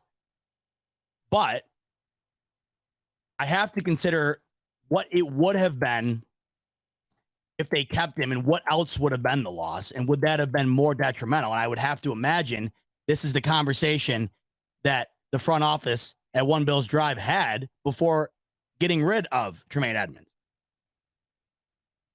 They're not going to move off of him unless they felt that that was the most appropriate choice when determining how they were going to shuffle around this depth chart. So the loss is significant. Now, Matt Milano is the most underrated player in the NFL and maybe my favorite Bill, or one of. I just love watching that guy play. It's a work of art. It truly is. He lessens the blow a bit with that loss. What I also think cushions the blow a little bit as well when you lose a guy like Tremaine Edmonds is the additions you bring back that were not available due to health reasons last year. So you lose Tremaine Edmonds, right? But you're bringing back a fully healthy Trey White. You're bringing back the tandem of Micah Hyde and Jordan Poyer. You're bringing back Von Miller. So is the absence of Tremaine Edmonds at times going to feel palpable? Yes, for sure. I think it already has to some degree. But will it be made up for in other areas? And I think the answer is an overwhelming yes. Because even without Tremaine Edmonds out on this field going into the season, currently, based on how they ended the year last year, this Bills defense is significantly better. And I also, we don't know what is going to come of the additional linebacker spot next to Matt Milano. We don't know what that's going to develop into. We got some prospects there, right? Inspector, Dotson, Bernard, that are going to be guys that we are going to have to be patient on. But that's the NFL, obviously. Cap casualties all around. And I think based on what the Bills had in front of them, they navigated it quite well. And you always are going to have to walk away from a situation like the Bills were just currently in with Edmonds when you have a team like the Chicago Bears willing to step up to the plate like that. Now, when we're talking about our biggest pickup, to me, it's Damian Harris. And I think we saw it back to the Bears-Bills preseason game the other day. What did we see on the first drive, which was just, I tweeted this out. I said, I want to introduce that drive to my parents. That drive was just, that had me feeling some type of way. Josh Allen slinging that thing like it was a ping pong. But what capped off that drive? Exactly what I am anticipating we're going to see throughout the year. Exactly what I felt was going to be the reasoning behind signing Damien Harris. A 2-yard run on the goal line into the end zone, touchdown Damien Harris, touchdown Buffalo. That, to me, was the most significant addition to this team for 2 reasons. One, I think it's going to significantly lessen the burden on Josh Allen in the red zone and in certain short yardage areas where he has become a human battering ram in those particular spots, right? 2, this team was not particularly good at all in the red zone last year, at all. And it was because it was strictly the Josh Allen show. And when other teams, especially top-tier defenses, know that. Buffalo Fanatics, what's going on? This is Pierre the Kingpin. And I wanted to talk to you today about Cigars International, which is the ultimate destination for premium homemade cigars. Known as the industry leader, Cigars International offers the largest selection, unbeatable prices, and a customer service experience that's second to none. Whether you're new to cigars or a seasoned vet, Cigars International makes enjoying cigars easy, approachable, and fun. Cigars International is the go-to retailer for all things cigars, with the biggest selection of premium homemade cigars available anywhere. Cigars International offers unbeatable deals and discounts, making it easy to stock up on your favorite or try something new without breaking the bank. With fast free shipping and their 100% satisfaction guarantee, you can shop with confidence knowing that Cigars International stands behind every order. They have good relationship with vendors that helps provide great low prices. Whether you're new to cigars or a seasoned pro, Cigars International makes it easy to find the right cigar with helpful guides, staff reviews, and expert advice. It's not just about cigars. Cigars International also offers a wide range of accessories and more to elevate your smoking experience. Check out the great deals every day at cigarsinternational.com. That's cigars, CIGARS, international.com. Use code FANATICS at checkout for 20% off your order of $50 or more, plus free shipping. Or visit www.cigarsinternational.com/fanatics, and the discount will automatically apply. Again, use code FANATICS at checkout for 20% off your order of $50 or more, plus free shipping. Or visit www.cigarsinternational.com/fanatics, and the discount will automatically apply. When you don't have a whole lot at your disposal and you don't have a threat behind Josh Allen to run the ball into the end zone, like Devin Singletary, for example, you know how I thought about him. Thought he was better than he was given credit for, but that's not a guy you're handing the ball to on the 5-yard line. He's not that type of back. Enters into the chat Damien Harris, who is exactly that type of back. And I think you saw 2 flashes of things in that one series in the preseason game to cap off the preseason in general against the Bears that I loved. And there are 2 things that you look forward to the most when going into this season. One, it's Josh Allen making plays that are just inhuman. The on the run throw. Do you understand how far and that pass was across the body to get there the way it did that fast on the move? It's ridiculous. It looks so easy. It's so not. And the other is Damien Harris capping off that drive. I think you're going to see a lot of the Bills lined up in a mosh pit on the goal line or, somewhere on the 45-yard line, 4th and an inch, and you're going to see a whole lot of what we just saw on that play. And that, to me, is why Damien Harris is one of the bigger signings of the entire offseason for the Bills, and in my opinion, the biggest. Now, somebody I'm going to sign for the rest of the show to come on, join me, be my duo, because we're talking about currently linebackers Matt Milano and Tremaine Edmonds what it used to be. We're talking about duos. Who's going to be the second guy along Matt Milano that's going to be the replacement for Tremaine Edmonds, like we were just talking about? Who's going to be the guy that's going to make the loss of Tremaine Edmonds feel less than what it potentially could be? Well, let's ask my main man, Rico, who's coming on right now. I don't see him. He's frozen. There he is. My brother, Rico, in a different than usual location with the Wi-Fi connection of a bomb shelter in the middle of the ocean. You got me?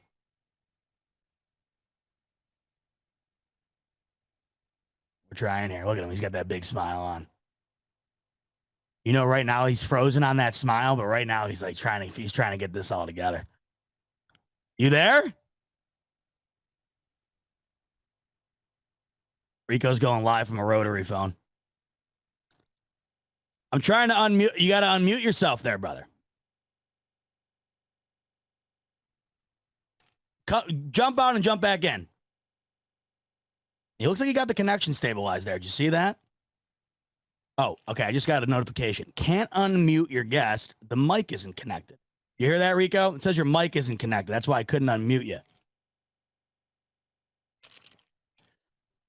Very excited to have Rico hop in and talk about a variety of different things for the remainder of the show tonight. Because listen, there's not a whole lot more time to waste here. We are in preview time. We're in preview mode. And we're going to talk a little bit when he comes on here. We're going to talk a little bit about the roster, which of course finalizes tomorrow at 4 p.m. The Bills have already made a few expected cuts, of course. By tomorrow night, all 32 NFL teams have to finalize their final roster. And we also are going to find out, which I find to be very interesting.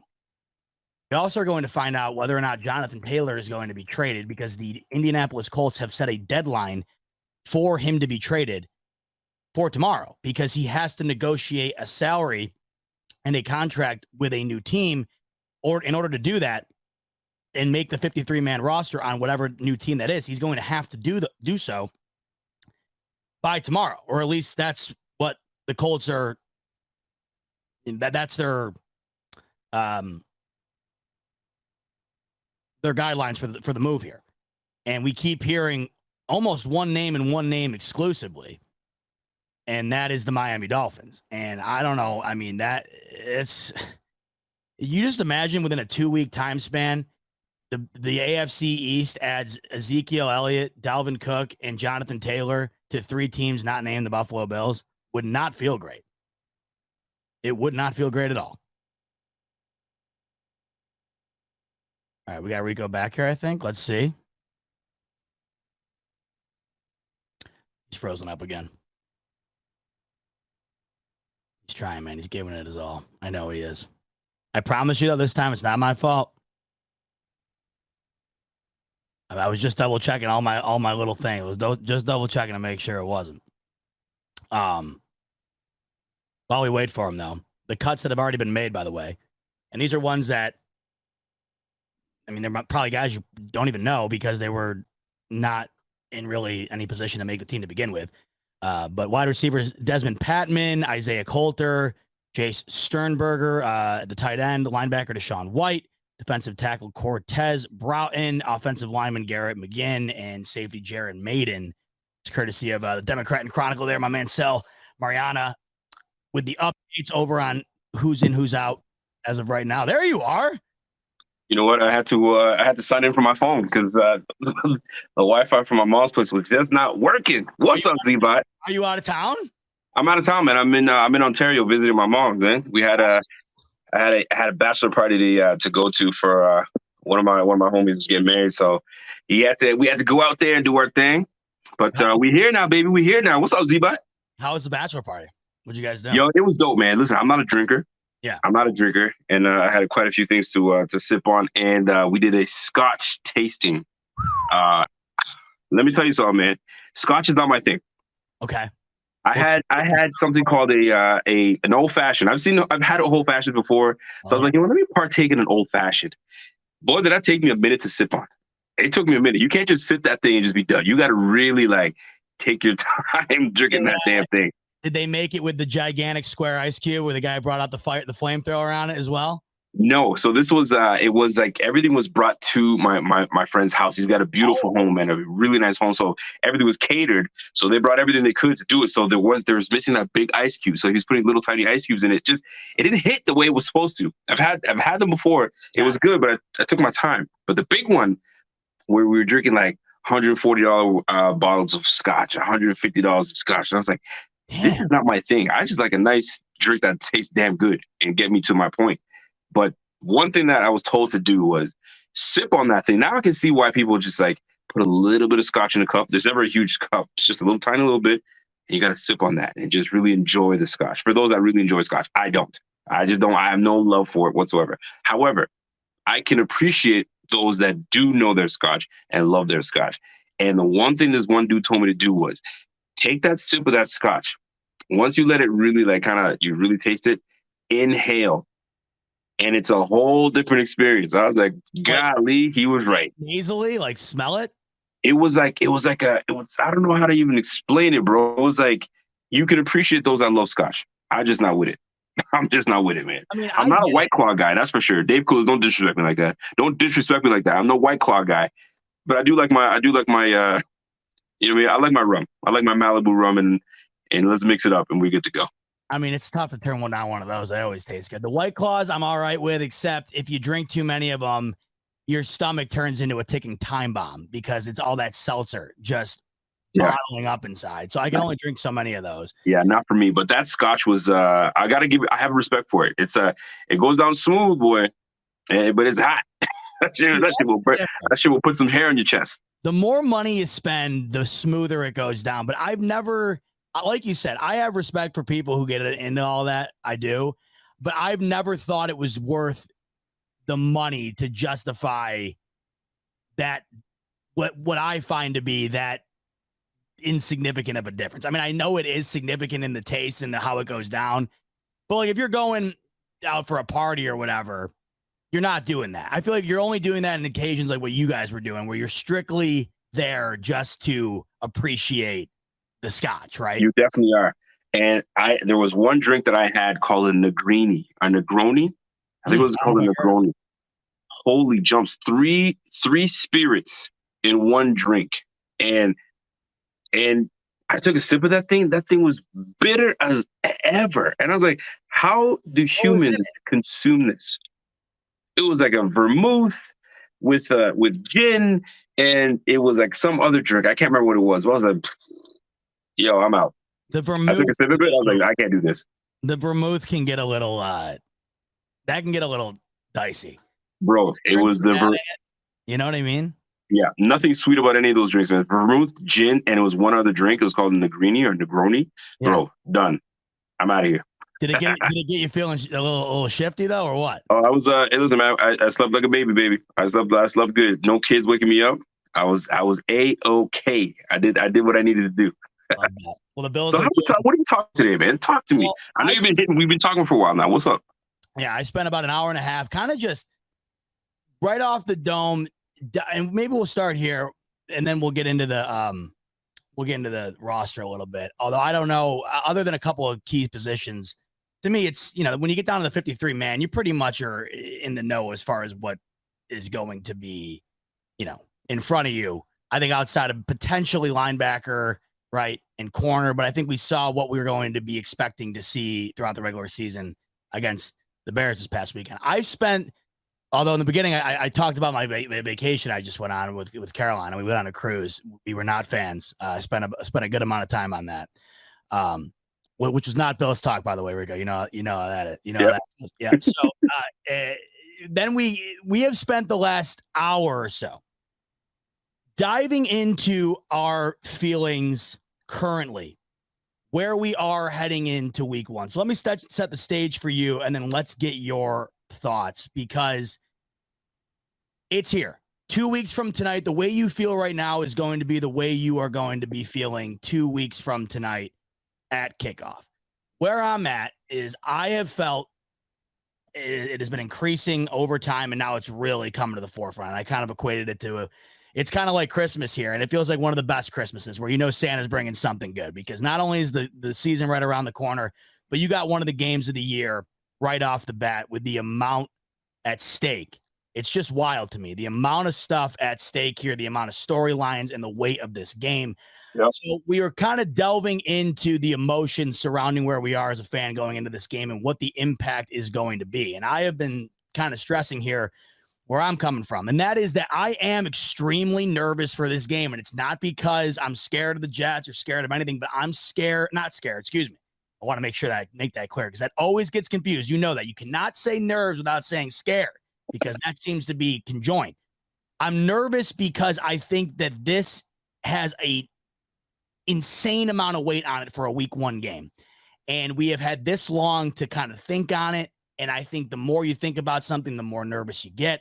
I also think that the Jets side of things, they have to be incredibly nervous. I was saying that if you're a Jets fan, you're lying to yourself if you're not nervous. You have got an insane amount bet on this year, and you are going to get a very good look at what you can expect from this Jets team with Aaron Rodgers in a game that's going to be against the team you're going to have to get past if you're going to want to do what everybody's saying the Jets are inevitably supposed to do this coming season. So let's start with you with the Bills side of things. 2 weeks removed, where are you at right now with your overall thoughts on how you feel about going into this game, and overall your mentality as far as, I think it's going to be a dominating game from the Bills, a dominating game from the Jets. I'm a little bit nervous. Whatever. Where are you currently at and why? Well, I'm gonna tell you this right now. People, I'm gonna stick to how I've been talking about it. I'm gonna be consistent with what I've been saying, and I don't feel good about week 1 against the Jets. I think the Jets just have. Listen, man, it's 9-11, right? 9-11 is the game. Is that when we played that? 9-11 is the game. It's in Jets country. It's built for the Jets to win this game, and I feel that that's what's going to happen. However, I do feel better, much better about how we did in our 3rd preseason game. We put a drive together. We marched all the way down the field, and we finished with a score, and that's what we want, and that's what I needed to see. Set pretty low though, wasn't it? After the week prior. Well, and this is what I'm saying. So am I buying that? Am I buying that? No, I'm not. I'm not buying it. What I needed to see. You're not buying either one? I'm not buying. Listen, I love that we were able to march down the field and do what we needed to do, but we're in our 3rd preseason game where most of these guys are resting their guys, and who knows who the hell was starting on that. It was optic for the optics. We needed to see that, but I would have rather seen it against Pittsburgh Steelers when the Pittsburgh Steelers had all their starters out and we had our guys out and we shit the bed. So enough to say that week 1 against the Jets, I'm not satisfied. So I'm going to need to see a level of consistency with that. Now, I love that we were able to put something together and drive down the field and people were getting in there. I was thrilled to see that, but the Jets there's something about this week 1 matchup that I'm just not feeling. Am I scared of the Jets? No. Do I respect the hell out of the Jets? Yes. People want to talk about, yo, Rico, you shook. Call me shook. Call me scared. Call me whatever you want to call me. I just don't like the Bills winning this. Now, do I want them to win? Of course I want them to win. I hate the thought of starting 0-1. I absolutely despise it. I do not want to start 0-1. But the way things are coming along, I just don't see us doing well. However, I do want to preface this though, because James Cook has shown me some really good things. I'm not going to say I'm impressed with what I've seen from James Cook, but I liked what I saw. And the thing that actually, I'll use this, the thing that impressed me the most, because I didn't really think much of him, was his pass blocking ability. He stuck his nose in the linebacker's chest on 3 occasions that he was the one that brought the contact instead of the contact being brought to him. I loved every bit of it. And that shows me that he can be trusted on 3rd downs. And he will be trusted on 3rd downs, not only to go out and run a route, but he's going to be there to pass block and protect Josh Allen. And I love the fact that he's able to do that. So I was really impressed with James Cook's ability to really stick his nose in there. And I mean, obviously, the biggest question mark is the O line. And as good as that Jets defensive front is going to be, I worry about that. I worry about them making Josh Allen run with like a chicken with his head cut off and just not getting settled behind that line. There's so many things that you can hit with this, but everything's going to be answered. First week against the Jets, we will soon know where we stand. And I'm hoping we get the dub, but I don't feel good about it. That's my stance right now.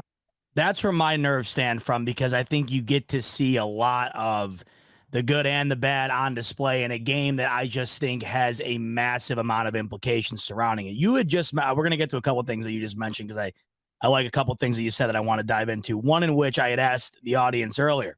I said, did what you saw from the Steelers impact how you feel about the overall regular season? You sort of just alluded to the fact that it might have done that for you. Is that the case? 100%. Okay. Why 100%. is that? What is it about it that really hits home with you, and why you think that's going to be a factor? Because whether preseason was 3 weeks the way it is now, or it was 4 weeks, but week 2 is usually where, you know what I'm saying, you get an extensive look at what your offense is going to look like. You get an extensive look at what your defense is going to look like, and you have an idea of what the chemistry is with your squad. We absolutely got fucking dog walked by the Steelers, and the Steelers respectfully, they're a good team. I think they're going to really do some good things this year. They've been rolling. And what I think what stood out to me the most was our offense stayed in. Second team, Steelers team stayed, and we still weren't able to muster anything. So that had me concerned. So obviously they got their act together. They really put some things together, and they really game planned it slightly, a little bit, just so we can have some kind of chemistry. Obviously in this third preseason game, but that Steelers game really stood out. It really did. And it got all the nasty Bills fans out there talking a whole bunch of ish, but a lot of that ish was truthful, because we saw some nastiness, and that O-line was the one that looked like they were getting exposed the most. But Allen didn't help the case. Allen did not help the case. Allen was getting out of the pocket way sooner than he was supposed to, whether he was feeling too giddy or he was just needed to get to settle down. And these are the games you needed to settle down. So I liked seeing what I saw in the third preseason game, where he settled down. He was able to kind of breathe and kind of hit his targets downfield. So I like that part. But that Steelers game really stood out to me. And I'm still like, boy, if they look at the film on that Steelers game and see what they did to us, we're going to see what's really good. So we'll see. We'll see. But I'm looking forward to week 1. Very much so. I want to piggyback on what you just said, because that to me is something that I think was the most prominent factor of that Steelers game that stood out, right? It was the O-line, and that was the immediate, wow, looks like Josh is kind of running for his life a bit here. However, PFF comes out with the numbers afterwards, and our good friend Joe Marino over at Locked On Bills, one of the best in the biz, he was discussing this on Twitter the other day. This is where I first saw it, and it kind of clicked to me in a way that I hadn't thought about yet, that the offensive line looked worse at face value than it actually was, because Josh Allen, according to PFF, was responsible for 50% of the pressure that he had seen through the first 2 preseason games, which obviously indicates he's hanging on to the ball too long, therefore facing additional pressure that wouldn't be there otherwise, not necessarily on the offensive line. It was up like 30% from where it was a year ago. Is that something that you factored in and you think is going to be a continuous problem, or are you kind of looking at it and saying, yeah, because to me, I can't put much weight into one preseason game, good, bad, or whatever. I can't, but that is something that with Josh Allen's game, I almost wonder, and I wonder where you're at with this. I almost wonder if that's just something you're going to have to deal with, because Josh Allen is not going. And Deion Dawkins, by the way, he told us this pretty much straight up himself, where when you're playing offensive line for Josh Allen, there's a lot going on behind you. It's not an easy thing to do. Do you think that that's going to be a continuous problem? And do you think that it's something that's going to go away? Because I just think that that's going to be, that's really just part of his game. It's just a matter of whether or not he's going to be decreasing that number, or if it's going to be up towards where it was. I doubt that it'll be that high, but it's still a part of his game. Listen, let's keep it all the way a buck. We played the Steelers and their starters, and we played the Bears and their starters. Let's cut it. Let's cut the bullshit. All right, they're not the same. So now, I know Scott Blake says zero scheming means nothing. We got this. Listen, zero scheming means nothing, but it means something. And I used to be on the train with everybody else that preseason means nothing. It means absolutely nothing.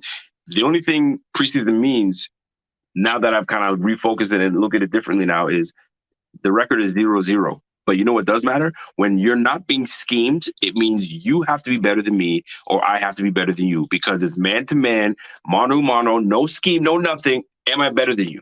And that Steelers game showed us that the O-line was a little shaky. Now, Allen, on the other hand, was also shaky as well, which kind of coincides with one another. There was no chemistry. There was no trust. And Allen's leaving the pocket too soon. And when you leave the pocket too soon, you're not letting your guys really develop their full block. So at the end of the day, here's what I look at it this way, right? It's a mixture of both. And we got a great test as the Steelers. It woke us up, and we're about to get another test against the Jets. A very good defensive team, a very good defensive front. You got Jermaine Johnson on there. You got Williams in the middle. So there's going to be a lot of pressure coming at Josh Allen. They're going to disguise things. They're going to try to confuse him. And on top of that, they got a lockdown corner. So a lot of what happened last year is going to try to happen this year. So hopefully Dorsey learned from year one. Dorsey knows how to utilize his tight end. He knows how to get Steph Diggs off X onto the Y and move them all over the place. And we space these guys out and really expose them. And it's just going to come down to that. But do I trust this O-line? Not so much. I don't trust the right side.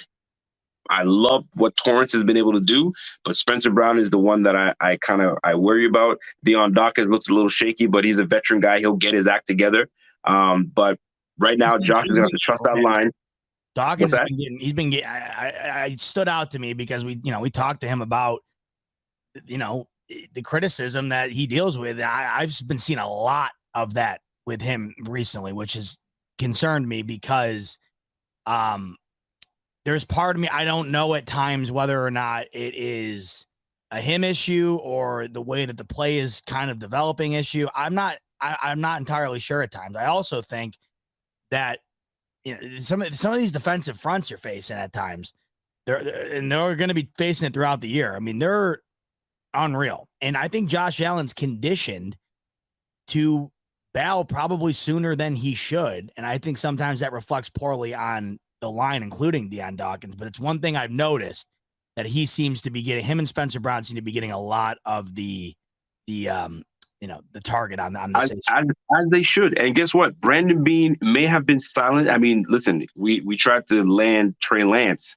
So Brandon Beane is trying to move and he's trying to work, right? So don't think that he's done looking at that right tackle spot, not to replace Spencer Brown and not to replace, because you got to give Spencer Brown his ability to dig deep and get in the groove of things. But we don't have much depth behind him. Quessenberry is cool and all, but rather someone a little better than Quessenberry. So we're going to be watching the waiver wire. We're going to be watching who's getting released. And tomorrow is going to be a massive day. It's cut day. We got to get down to 53. So look for Brandon Beane in the next few days to land someone that could back up Spencer Brown, but could compete with Spencer Brown if Spencer Brown doesn't, get his act together. Because right now, Spencer Brown has not looked impressive, not an iota. He's looked not good. So that is a problem. And if you cannot be trusted, my friend, and you got Josh Allen giddy in the backfield and you're making him take off sooner than he's supposed to, that throws off timing for his receivers, that throws off timing for everything else, and that throws off the coaches to say, get that dude out of there and get someone that's competent enough that can hold the damn line down. So a lot of things are going to have to happen, and it starts with the line, and you got to protect 17, and we go from there. Fluffy coming in, the GOAT. Fluffy, he's saying, by the way, he's a rum guy. He's all over the rum with him. But he's kind of saying what we're talking about here, and this is one thing that I think might be a factor. I don't see how it could. And I feel like, you ever seen that video where they give the guy a fake arm and they hit it with a mallet and he still reacts to even though it's not actually his arm getting hit? I think that's kind of what you get here with Allen at times, where you just assume that this pocket's going to break down, even though it hasn't fully yet, and he does bail out of it.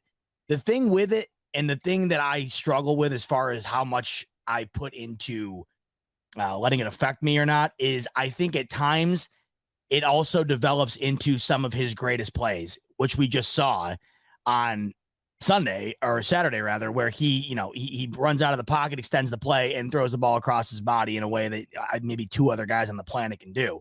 Well, there's also other times like you just mentioned where it kind of throws the play off. The routes are all over the place now. The line's kind of, but to me, I just think once again, if you were to eliminate that entirely from Josh Allen's game, then I'm not entirely sure if he's completely Josh Allen anymore.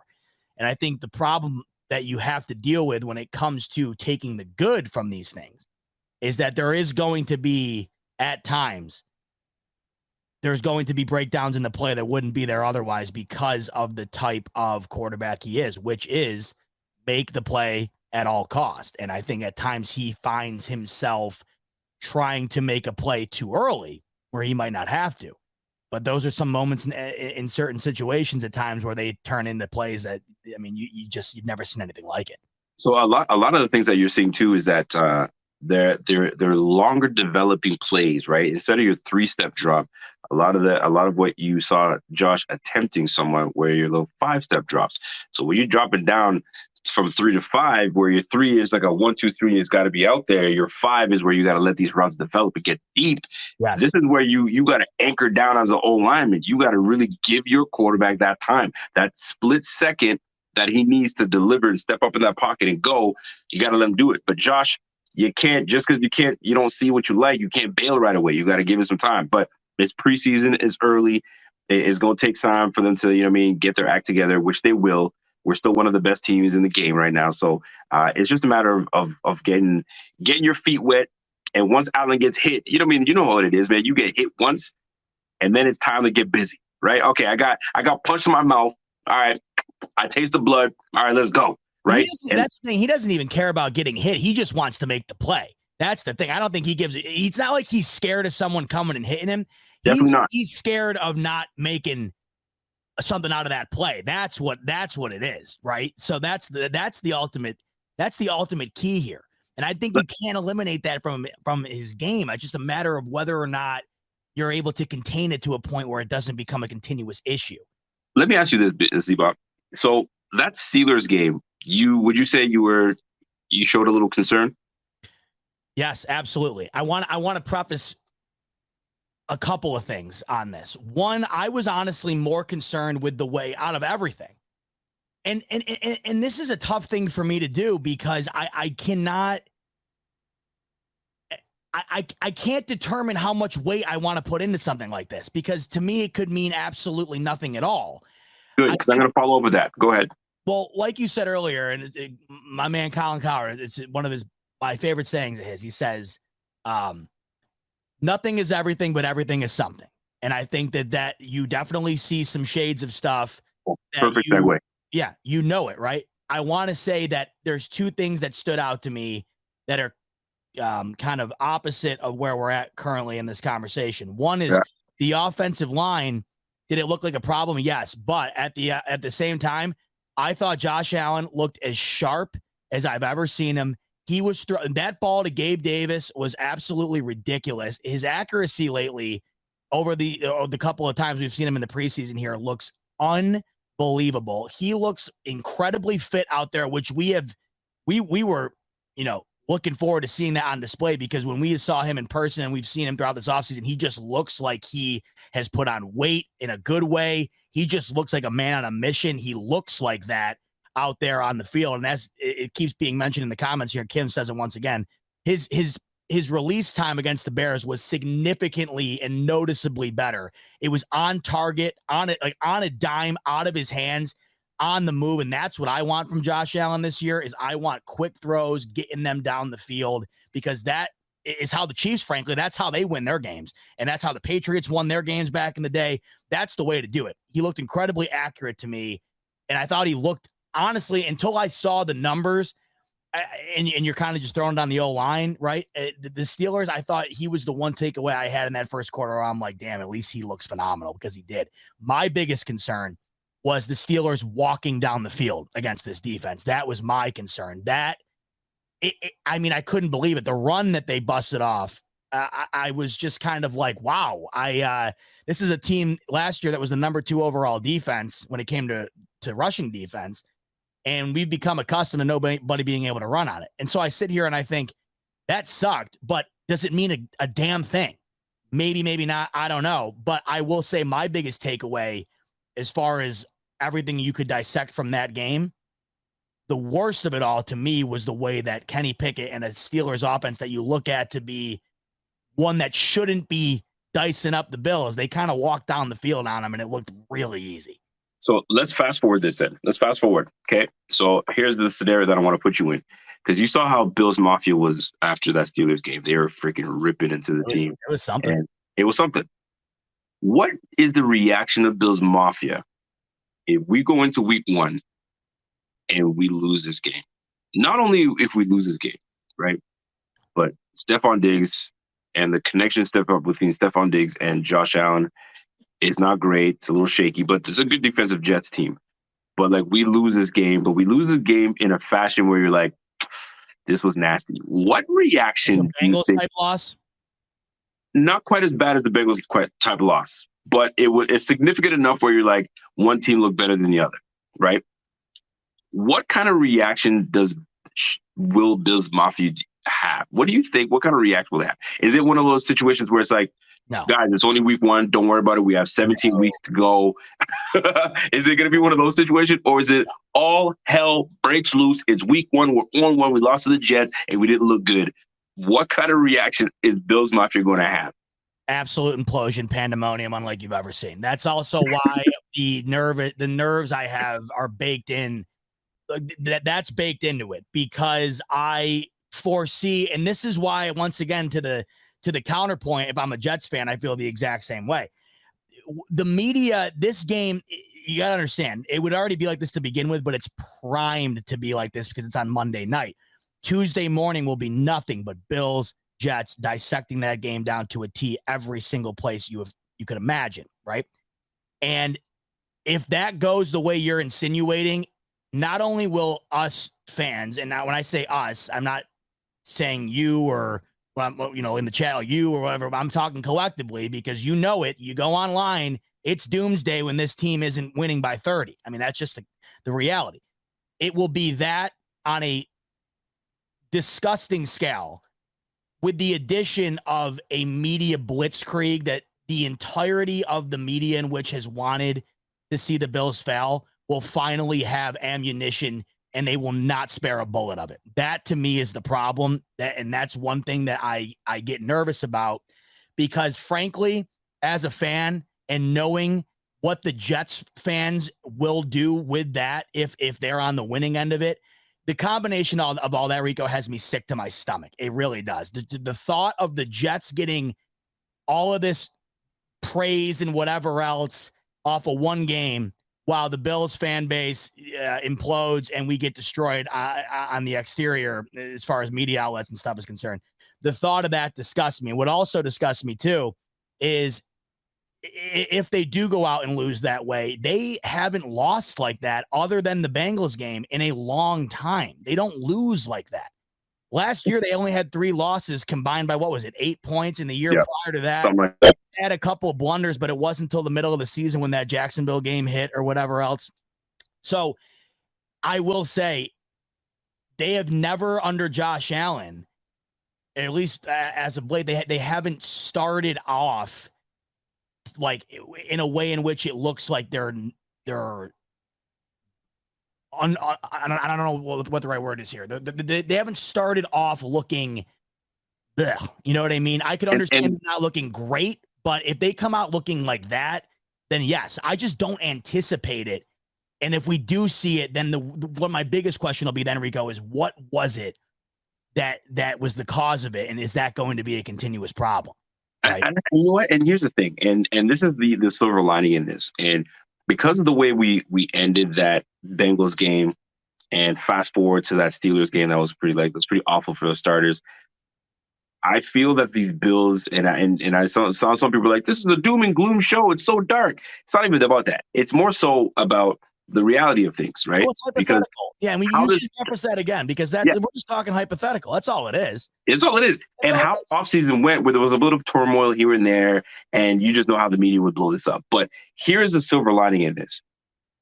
We know Josh Allen he ain't no bitch, and he is about to freaking galvanize these guys and get these guys going and say, yo, this is the Jets. This is week 1. We need to show them who the fuck daddy is. And that's what needs to happen. And Ken Dorsey going into second year, I'm excited to see what he's got. And I think that he's going to concoct a plan in order to move Diggs around. And that way you're not going to be able to double team Diggs and set the game up the way you guys want to. You're going to have to really start play hard. And the biggest X factor here is obviously Kincaid. So if you want to double team Josh Allen, you want to double team Stephon Diggs, Kincaid is going to have a massive game. And this is huge. And we saw some really good things out of Kincaid in that Steelers game when he was available. See him used, right, Rico? I want to see right off the bat, like they're not messing around. He's part of this offense. And let's forget about tight ends. Rookie tight ends don't contribute in the NFL, man. Bump all that. Get this guy in the game and get him active early. And as soon as you get this boy active, bro, it's a different ball game. That's not the case anymore. Rookies now, especially in positions of skill positions, that's not the case anymore. There's no developmental period anymore. They come out and they're either got or they don't, man. Forget all that. And here's the beautiful thing about this is, and that I'm warming up somewhat to James Cook, and I'm seeing that he can be a 3-down back, and he can. So now you're gonna sometimes where you're like, man, we got to prove ourselves. Well, you're gonna have to prove that you can run the freaking ball in this NFL. So you gotta give him the ball. You got to. Right? So if we can establish some kind of run, some kind of threat, and now you got to bring in that defense, boy. And we haven't even talked about Deontay Hardy. And he's been quiet. Not a whole lot's happened. I would not be surprised if they open up the fucking game. Pardon my damn language. They open up the game and 65-yard bomb to Deontay Hardy to get the freaking crowd shut the hell down. And then, you know what I'm saying, we start the stampede. I don't want to get myself excited because we have a whole 10 days before the whole season starts. Bro, don't get me all pumped up, right? We got to wait till these cuts happen, and then we get this thing cracking. But do I feel good about this game? Never, man. I'm always nervous as shit. You know what I'm saying? Do I want my team to win? Heck yeah. I don't feel good, but I want them to win, man. It's a crazy feeling. Let's just get the win. I just want the win. Let's go start 1-0 and let's start fucking rolling on these guys. I'm sorry. You got me dropping F-bombs on the Z-bot. You know what I mean? The smoke show. I'm sorry, bro.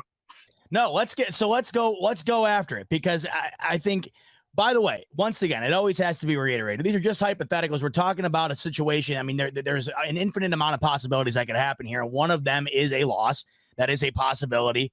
I know it's an insane thing to think about, but it's something that we are discussing because of the weight surrounding this game and the inevitability of what comes with a loss, especially a certain type of loss. It's not, when you talk about these things, it's not speaking it into existence. It's not a loser mentality. What it is just thinking about a possibility and what might come of that.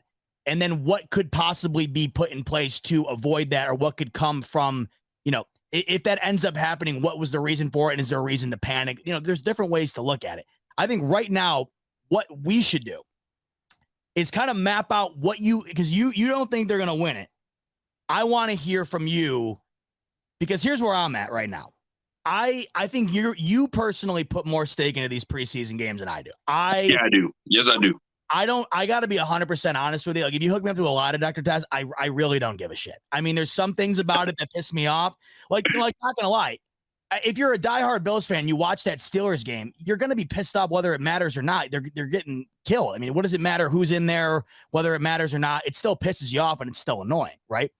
But to me, it doesn't matter. All that's gonna matter is the tone set on week 1. That to me is when it all starts. That everything else last year and this preseason, I don't give a damn. It's week 1 and we move forward. The way I see week 1 is I personally think that these Buffalo Bills, I am thinking about putting a significant amount of money on these Buffalo Bills to win this game. I think that these stakes that have been stacked up on the shoulders of the New York Jets are overbearing. I think the Jets are a really good team, both on paper and are going to be so on the field. But this is a team, and I was talking about this earlier, that almost feels like an expansion team to some degree. And they are going to have to go out and get their feet wet in their first game together with Aaron Rodgers against the three consecutive time reigning champ, AFC East champ Buffalo Bills, that they're going to have to pass, the team that they are being, stacked up against as far as the competition is concerned in the AFC. The Bills are going to go out there riding in off of a loss that I can't help but think has motivated them. They're coming in with a better roster than they had last year. They're coming in healthy. I think Josh Allen comes in even better this coming season after continuously telling us that he's never been more focused on football than he is currently. I think we see better out of Ken Dorsey in a second year here with additional pieces, both in the running game and then, of course, the addition of Dalton Kincaid. I think the Bills and the Jets both match up very well. They both have terrific defenses. They both have really good defensive fronts. They both have really good quarterbacks. They both have good weapons.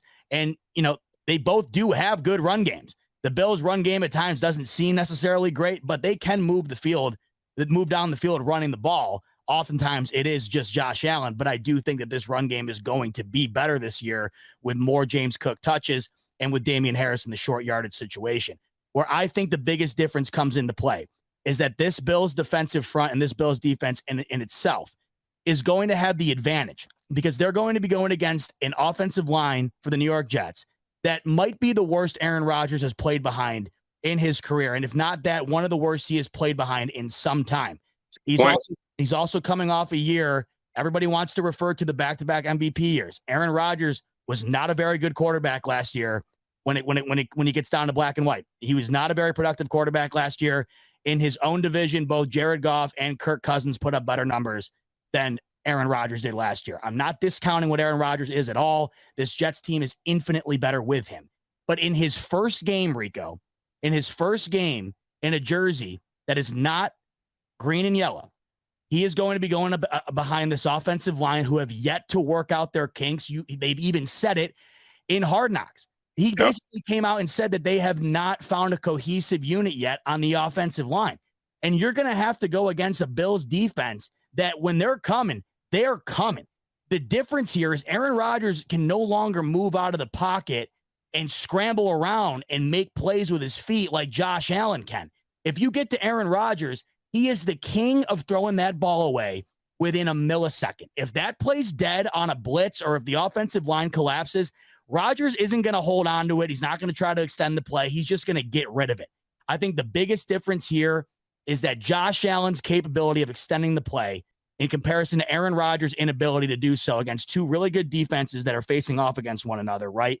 The difference here is the offensive line and the inexperience in which Aaron Rodgers has with it is going to play a factor. Whereas the offensive side of things for the Bills, despite having to go up against a terrific defense in themselves, of course, in the New York Jets, I think Josh Allen ultimately winds up being the difference maker here. I think Aaron Rodgers looks good, and I think at times he makes his plays. He's always going to. Well, I think what is getting lost in translation here is that Aaron Rodgers isn't walking out there a New York Jet veteran. He's walking out there a veteran quarterback, but not a New York Jet veteran. Do people remember? Stop. No. Because hold on. Do people remember how bad the Tampa Bay Buccaneers looked with Tom Brady in the beginning of their season when he first joined the team? I know they went on and won the Super Bowl and they looked terrific in the playoffs, despite almost losing to the Washington Commanders in the wild card. I don't care. They still went on and won the Super Bowl. I get it. That was a team that was a fringe playoff team the majority of the season. It took them a while to get it right, and that was Tom Brady. And that was an offense that I find to be potentially better at that time as far as weapons are concerned.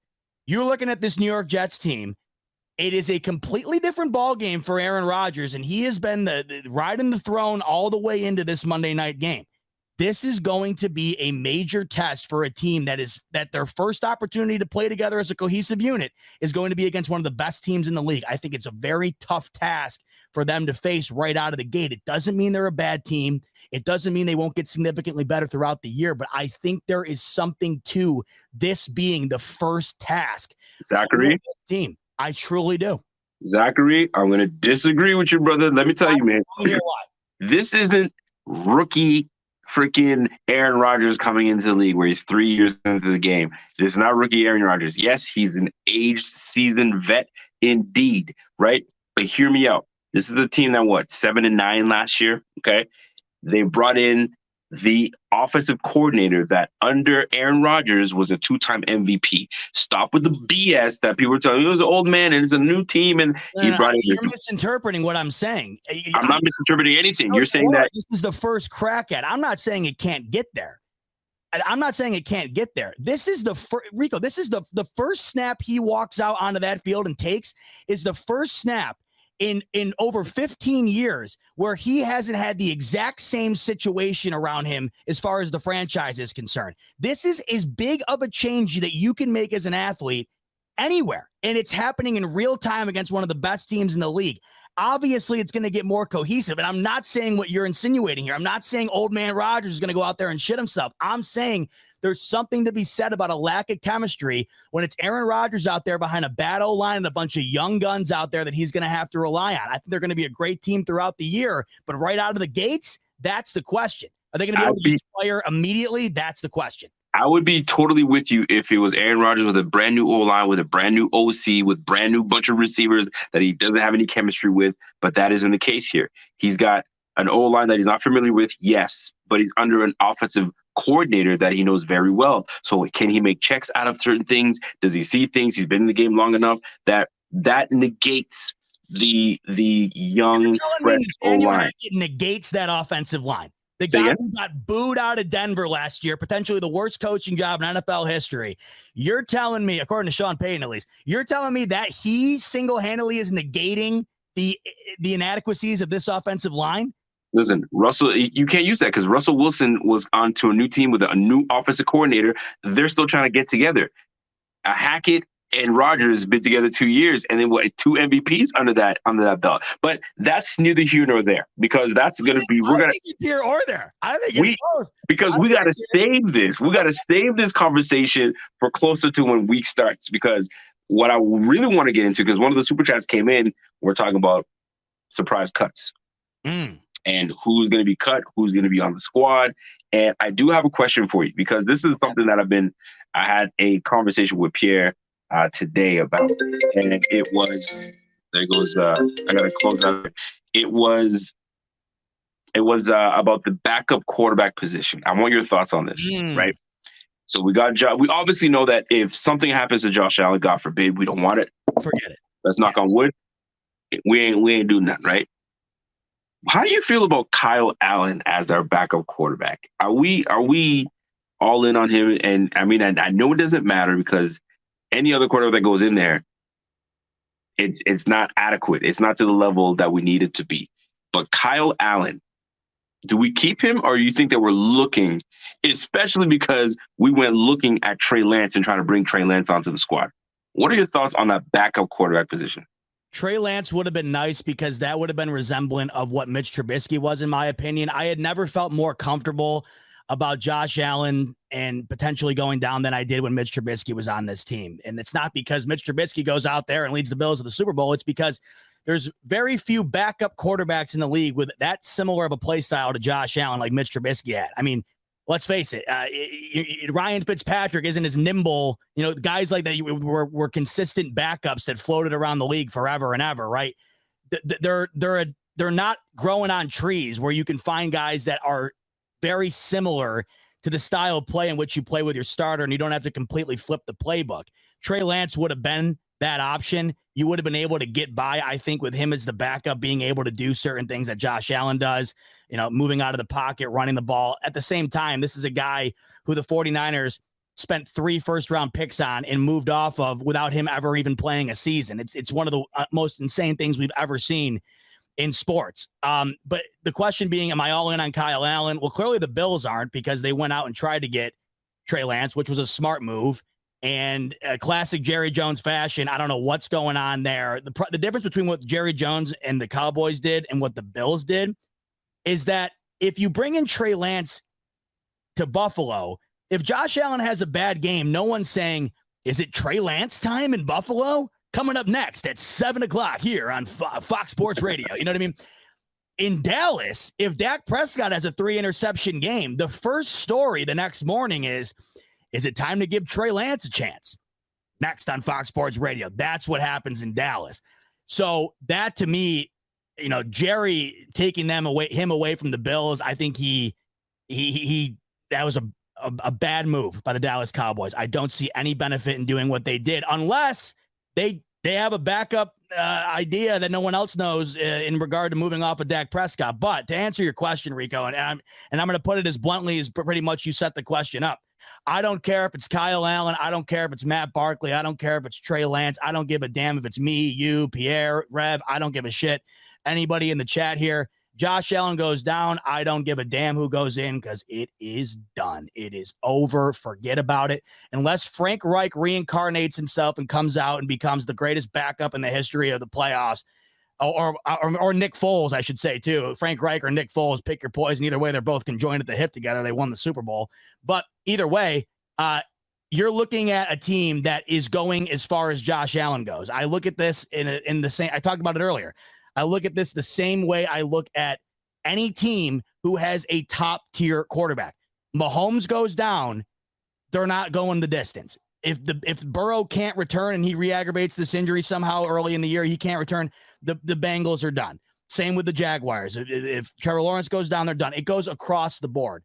But to an even further extent, I believe, with the Buffalo Bills. Because with the Chiefs, for instance, Andy Reid still he was still winning with Alex Smith. You know what I mean? He was still finding a way.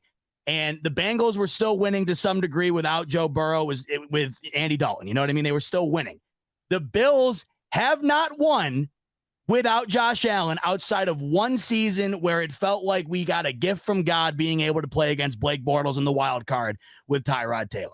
These Buffalo Bills will only go as far as Josh Allen goes, and if he is not out on that field, nobody, including myself, has any belief in these Buffalo Bills being able to contend in this AFC. It's impossible.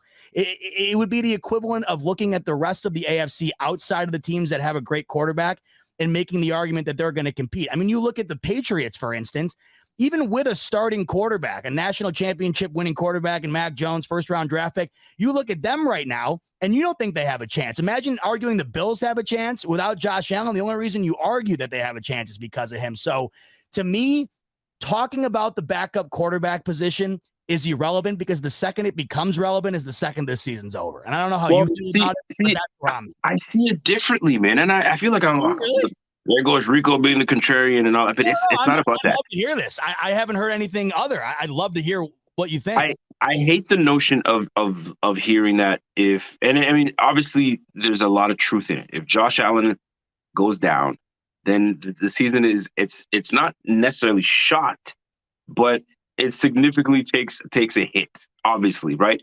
But don't forget, we have a very good defensive head coach. We have got a very good defense, a top 10 defense. Defenses keep things interesting. Don't forget, the last 2 years we've kept teams to 17 points on the board, right? So really and truly, you mean a couple rushing TDs, a touchdown, and you got a dub. Now, I bring this up for this reason, right? What happened to the notion of when your backup quarterback goes in, you've got to be able to, your backup quarterback's got to keep you at least 500. You know you're going to take some L's, but you gotta get a couple dubs in there as well, right? This is where you're going to have to focus on your run game. This is where you're going to have to focus on your defense. So when I look at Kyle Allen, I hated the addition of Kyle Allen to begin with. When the fact of when we brought in Mitch Trubisky, I said that's a perfect signing. Why? Because if Josh Allen were to go down, you have a mobile quarterback that's got experience that can still sling that rock. But the key in that is a mobile quarterback.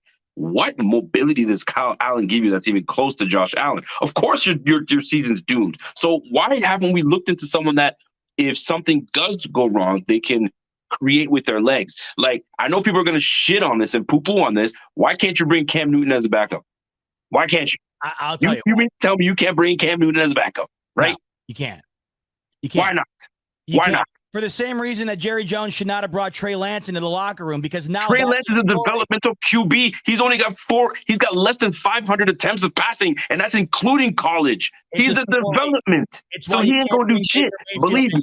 It's a story. It's a story. It's a camera. It's an additional camera on a guy at listen, all times. Listen, I I see what bring you're up saying. Cam Newton. It's not the world the way the world works. Hold on. I bring up Cam Newton as an example. All I'm saying is we could grab someone that's mobile. Marcus Mariota, why didn't we grab him? Why didn't we grab Marcus Mariota before he got freaking plucked by I think the Eagles or something like that? Yes. You sitting here, you got Carson Wentz that's sitting right now on the sideline somewhere. Mobile, can do all the things and if something were go down with Josh Allen, Carson Wentz, I'm not saying he's gonna keep us going, but you'd have some hope in that.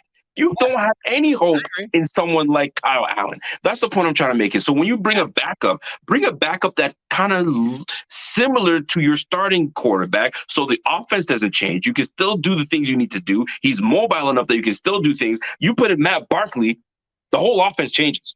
You can't do certain things that Josh Allen does. You're going back to 2004 with Matt Barkley in there. That's not what the NFL is. That's what I'm saying. So, like, if we move on from Kyle Allen, consider Carson Wentz for crying out loud, right?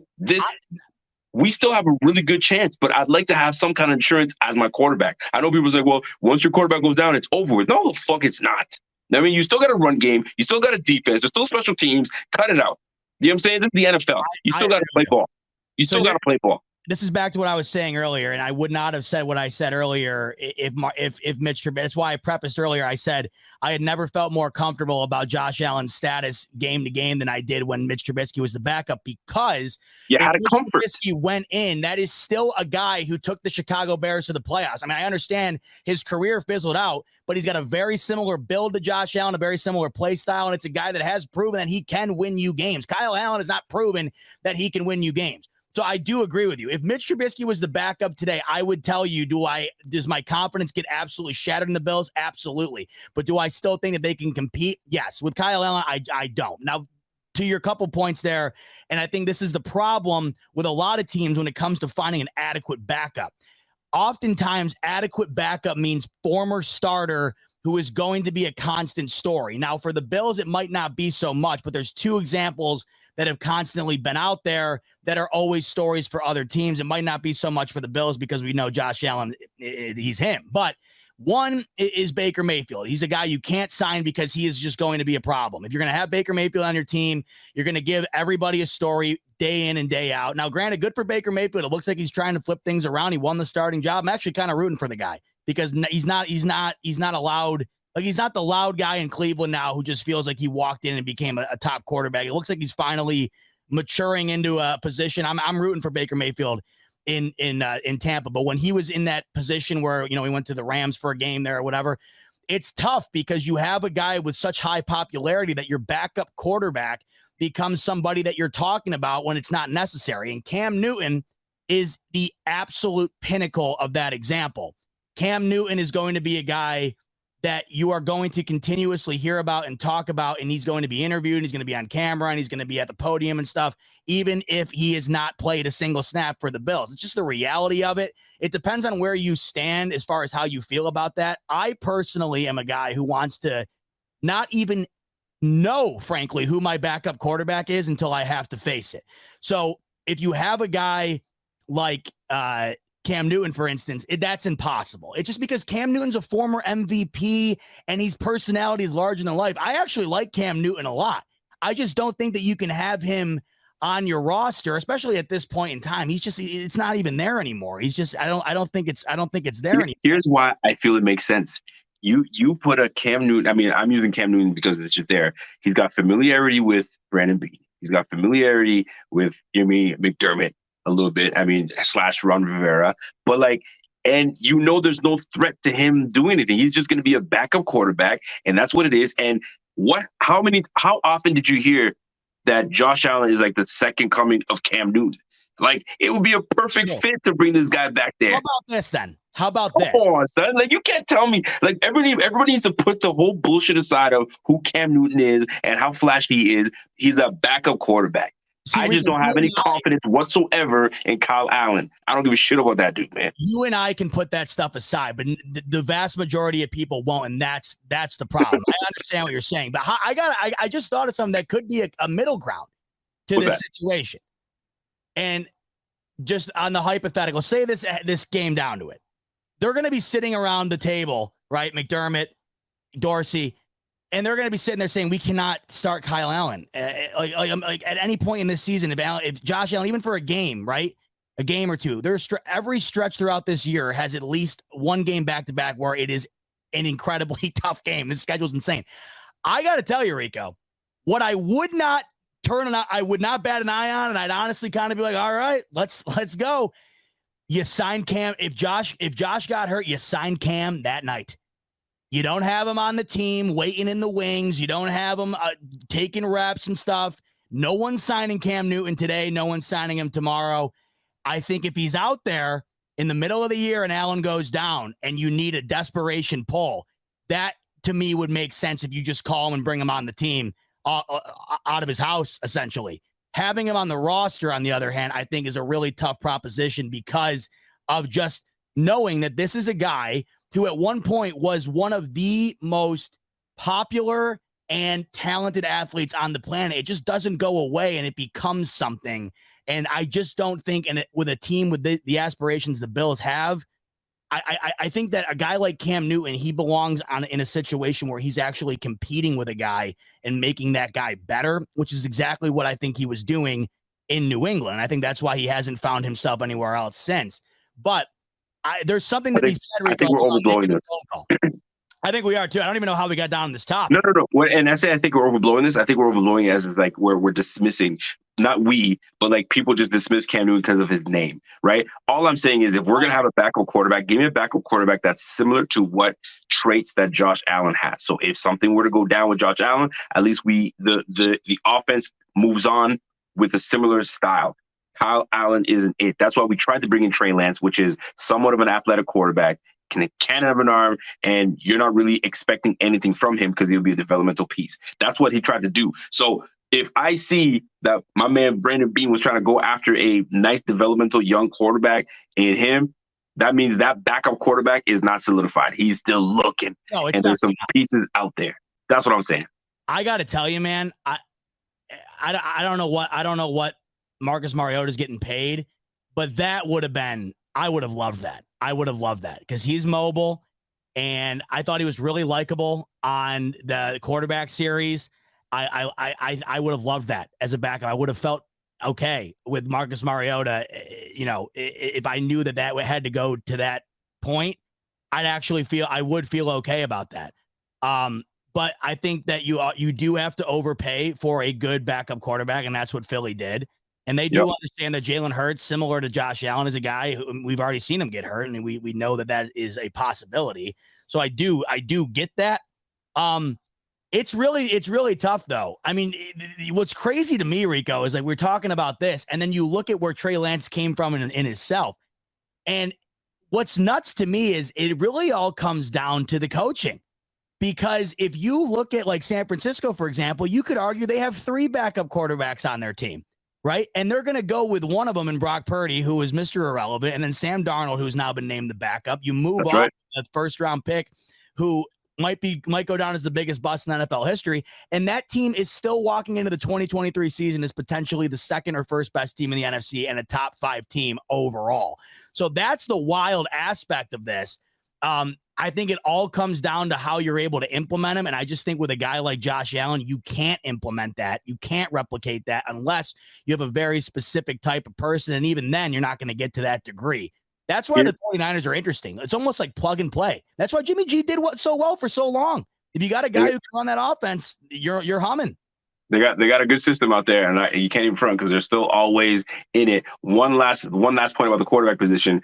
Matt Corral is a backup. He's going to be the 3rd quarterback in Carolina right now. So you got a Bryce Young kid, and then you've got Andy Dalton that's going to be backing up, and then you got Matt Corral out of I think he went to North Carolina. Is that where he went to school? I can't remember where he went to school, but he's the 3rd quarterback, man. He's athletic, and he can do big things. I wouldn't be surprised if Bean was like, yo, what are y'all saying about that quarterback over there if he's out there? But anyway, I'm off that quarterback talk. It's on the eve of us finding out who makes the 53. Could this be that it's going to be Kyle Allen and he's going to be the backup?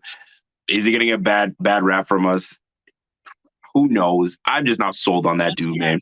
the best way to put the bow tie on this, Rico, is I hope you and I, that is the last we utter his name until whenever. Let's transition to two spots that actually will be uttered throughout the season by us, and they actually really do matter, and it'll be interesting. Let's talk about Ole Miss. Thank you about that, country boy. what we got. Oh, I see. Got it. Oh, okay. Yeah. He came out of Ole Miss. I think I was thinking of the boy out of Sam Howell out of Commanders. Go ahead. So let's talk about. I feel like you always got some spicy takes when it comes to the cornerbacks position and defense overall. You kind of like to dive into where you think you're going to find guys that either aren't going to be helpful at all, or you think are going to shine, and maybe others don't think so. Where are you currently at right now with the man lining up next to Matt Milano and the man lining up opposite side of Tre'Davious White? Where do you currently stand right now with those two big spots that everybody's kind of waiting to see Bro, how it develops? I was rooting for my man Kaiir Elam to just battle, fight, and it just wasn't happening. So, and right now, I'm telling you right now, it's freaking. It's got to be Benford, man. I like what Benford's been doing. If not for Benford getting hurt and breaking his arm last year, he probably starts. But he broke his arm and he was out. So Dane Jackson by default, jumped in, and Kaiir as the rookie, we know that he was just going to get sprinkled in. Year 2 was supposed to be a big year for Kaiir Elam, but he just isn't putting it together. He's not putting it together. He's just not. And it's evident because Dane Jackson was getting the reps, and now Benford has leaped him clearly. So now you're looking at Kaiir Elam as the cornerback 4. He's cornerback number 4 that got drafted in the first round. Ugh. It's the word. It's disheartening to even think about it because we traded up for the guy. So to me, it's Benford, it's Trey White, and let's get this thing popping. Let's roll, right? And we'll see how that goes. I agree. I think it's more straightforward than it's being let on to be. I mean, we do know McDermott. He'll shuffle through corners like crazy. I mean, we do know that, but let's face it, Kaiir Elam, as of right now, he's not what they drafted him to be. You would know if he was, because you can tell the confidence level a staff has in a player when you're hearing about him constantly. That's why, like, all you hear about Dalton Kincaid, even though you haven't seen it personally, all you hear is great stuff. And that was right out of the gate, Rico, right? Automatically. With Kaiir Elam, you never heard that once, and you still don't hear any of it at all. And that's kind of when you know it's not going to probably be first round type material like you thought it'd be, because usually by this time you're at least getting flashes of what you think looks exactly like what you drafted the guy to be. I don't think we're getting that currently, and I think we know that because it's still a rolling deck at the cornerback position, and it's probably going to be Dane Jackson and not Kaiir Elam, who, like you said, was traded up to be drafted. Now, the different situation overall at linebacker, just because it's a situation where their hands were tied. They were forced into having to put in a first-year starter because of the loss of Tremaine Edmonds. I just think that with the addition of the or not the addition, I think with the healthy defensive roster coming in, I think that helps overshadow a bit the loss of Edmonds and potentially the uncertainty at cornerback too, just because when you do have a healthy Hyde Poyer tandem, and when we do get Von Miller back and we do have a fully healthy Tre'Davious White, this defense was still top 10 in almost every category last year, top 5 in a majority of them, without those guys out on the field at the same time. You're going to have that this year. So do you personally think that it's going to be something where, do you see it right now? Because I got to tell you, I've been seeing a little bit of it already. Or do you see it right now come week 2, 3, where you're seeing, man, we never should have got rid of Tremaine Edmonds. Oh, we never should have done. We should have done. Do you foresee that, or do you think it's going to be? Bro, that conversation is going to happen for the first 5 weeks. It's going to happen, especially with the first 3 weeks, right? Because the first team we play is Dalvin Cook and Breece Hall, and if they go wild on us, then it's going to be a lot chatter. But hear me out here. When Edmonds was in on our team too, we still got gashed. So it really is not going to make a damn difference. Really, at the end of the day, it's about the freaking defensive front. Can our defensive front tighten up, get into your gaps, and make sure that you're disciplined enough and not give away you know what I mean, massive holes, right? And our defensive front is way stronger than our linebacker core. But like the first couple of weeks, maybe you'll hear about it, but then it's over with. It's done. Now, in the passing game, this is where Tremaine Edmonds made a difference because he had length, he had size, right? When you're a quarterback trying to hit something in the middle, you got a 6'5" with his hands up, he's freaking 7 feet. Now you got it, like you got to throw over that thing. So that makes all the difference. But I mean, at the end of the day, man, we ain't gonna miss a damn beat with with Tremaine Edmonds gone. I mean, he's cool and all, but it is what it is. Now, Dotson ain't on Tremane's level, but this defense overall is good enough to mask that, and I think we'll be just fine. And we're not going to be really uttering Tremaine Edmonds' name. And let me tell you something: if you go back and watch that Bears game, this solidified me allowing Edmonds to go to the Bears. Check this out: if you guys go back and watch the highlights of the Bills game, there was a crossing route on that Stephon Diggs caught. All right. And if you go back and watch the crossing route and you slow it down, Edmonds sees Diggs coming across. So he knows, okay, I got to pick him up or I'm switching with my linebacker. So there's got to be some communication there. What is this? So jams up the receiver that's jamming him, which jams him and the linebacker, his teammate, and allows Diggs to go over. So he doesn't even make the right decision. So you know what? Good riddance, Mr. Tremaine Edmonds. I'm good. I'm very good. Now go watch that highlight and come back to me and tell me, yeah, Rico, I know what you're talking about. I just think they have so many other great pieces that I don't think it's going to be something. I mean, there's going to be a time where a running back, like you just said, they can have that $18 million, boy. They can have that shit. That's the thing. It's like you can't be mad about losing him when you saw what he commanded. You can't. That to me is what I don't get upset about.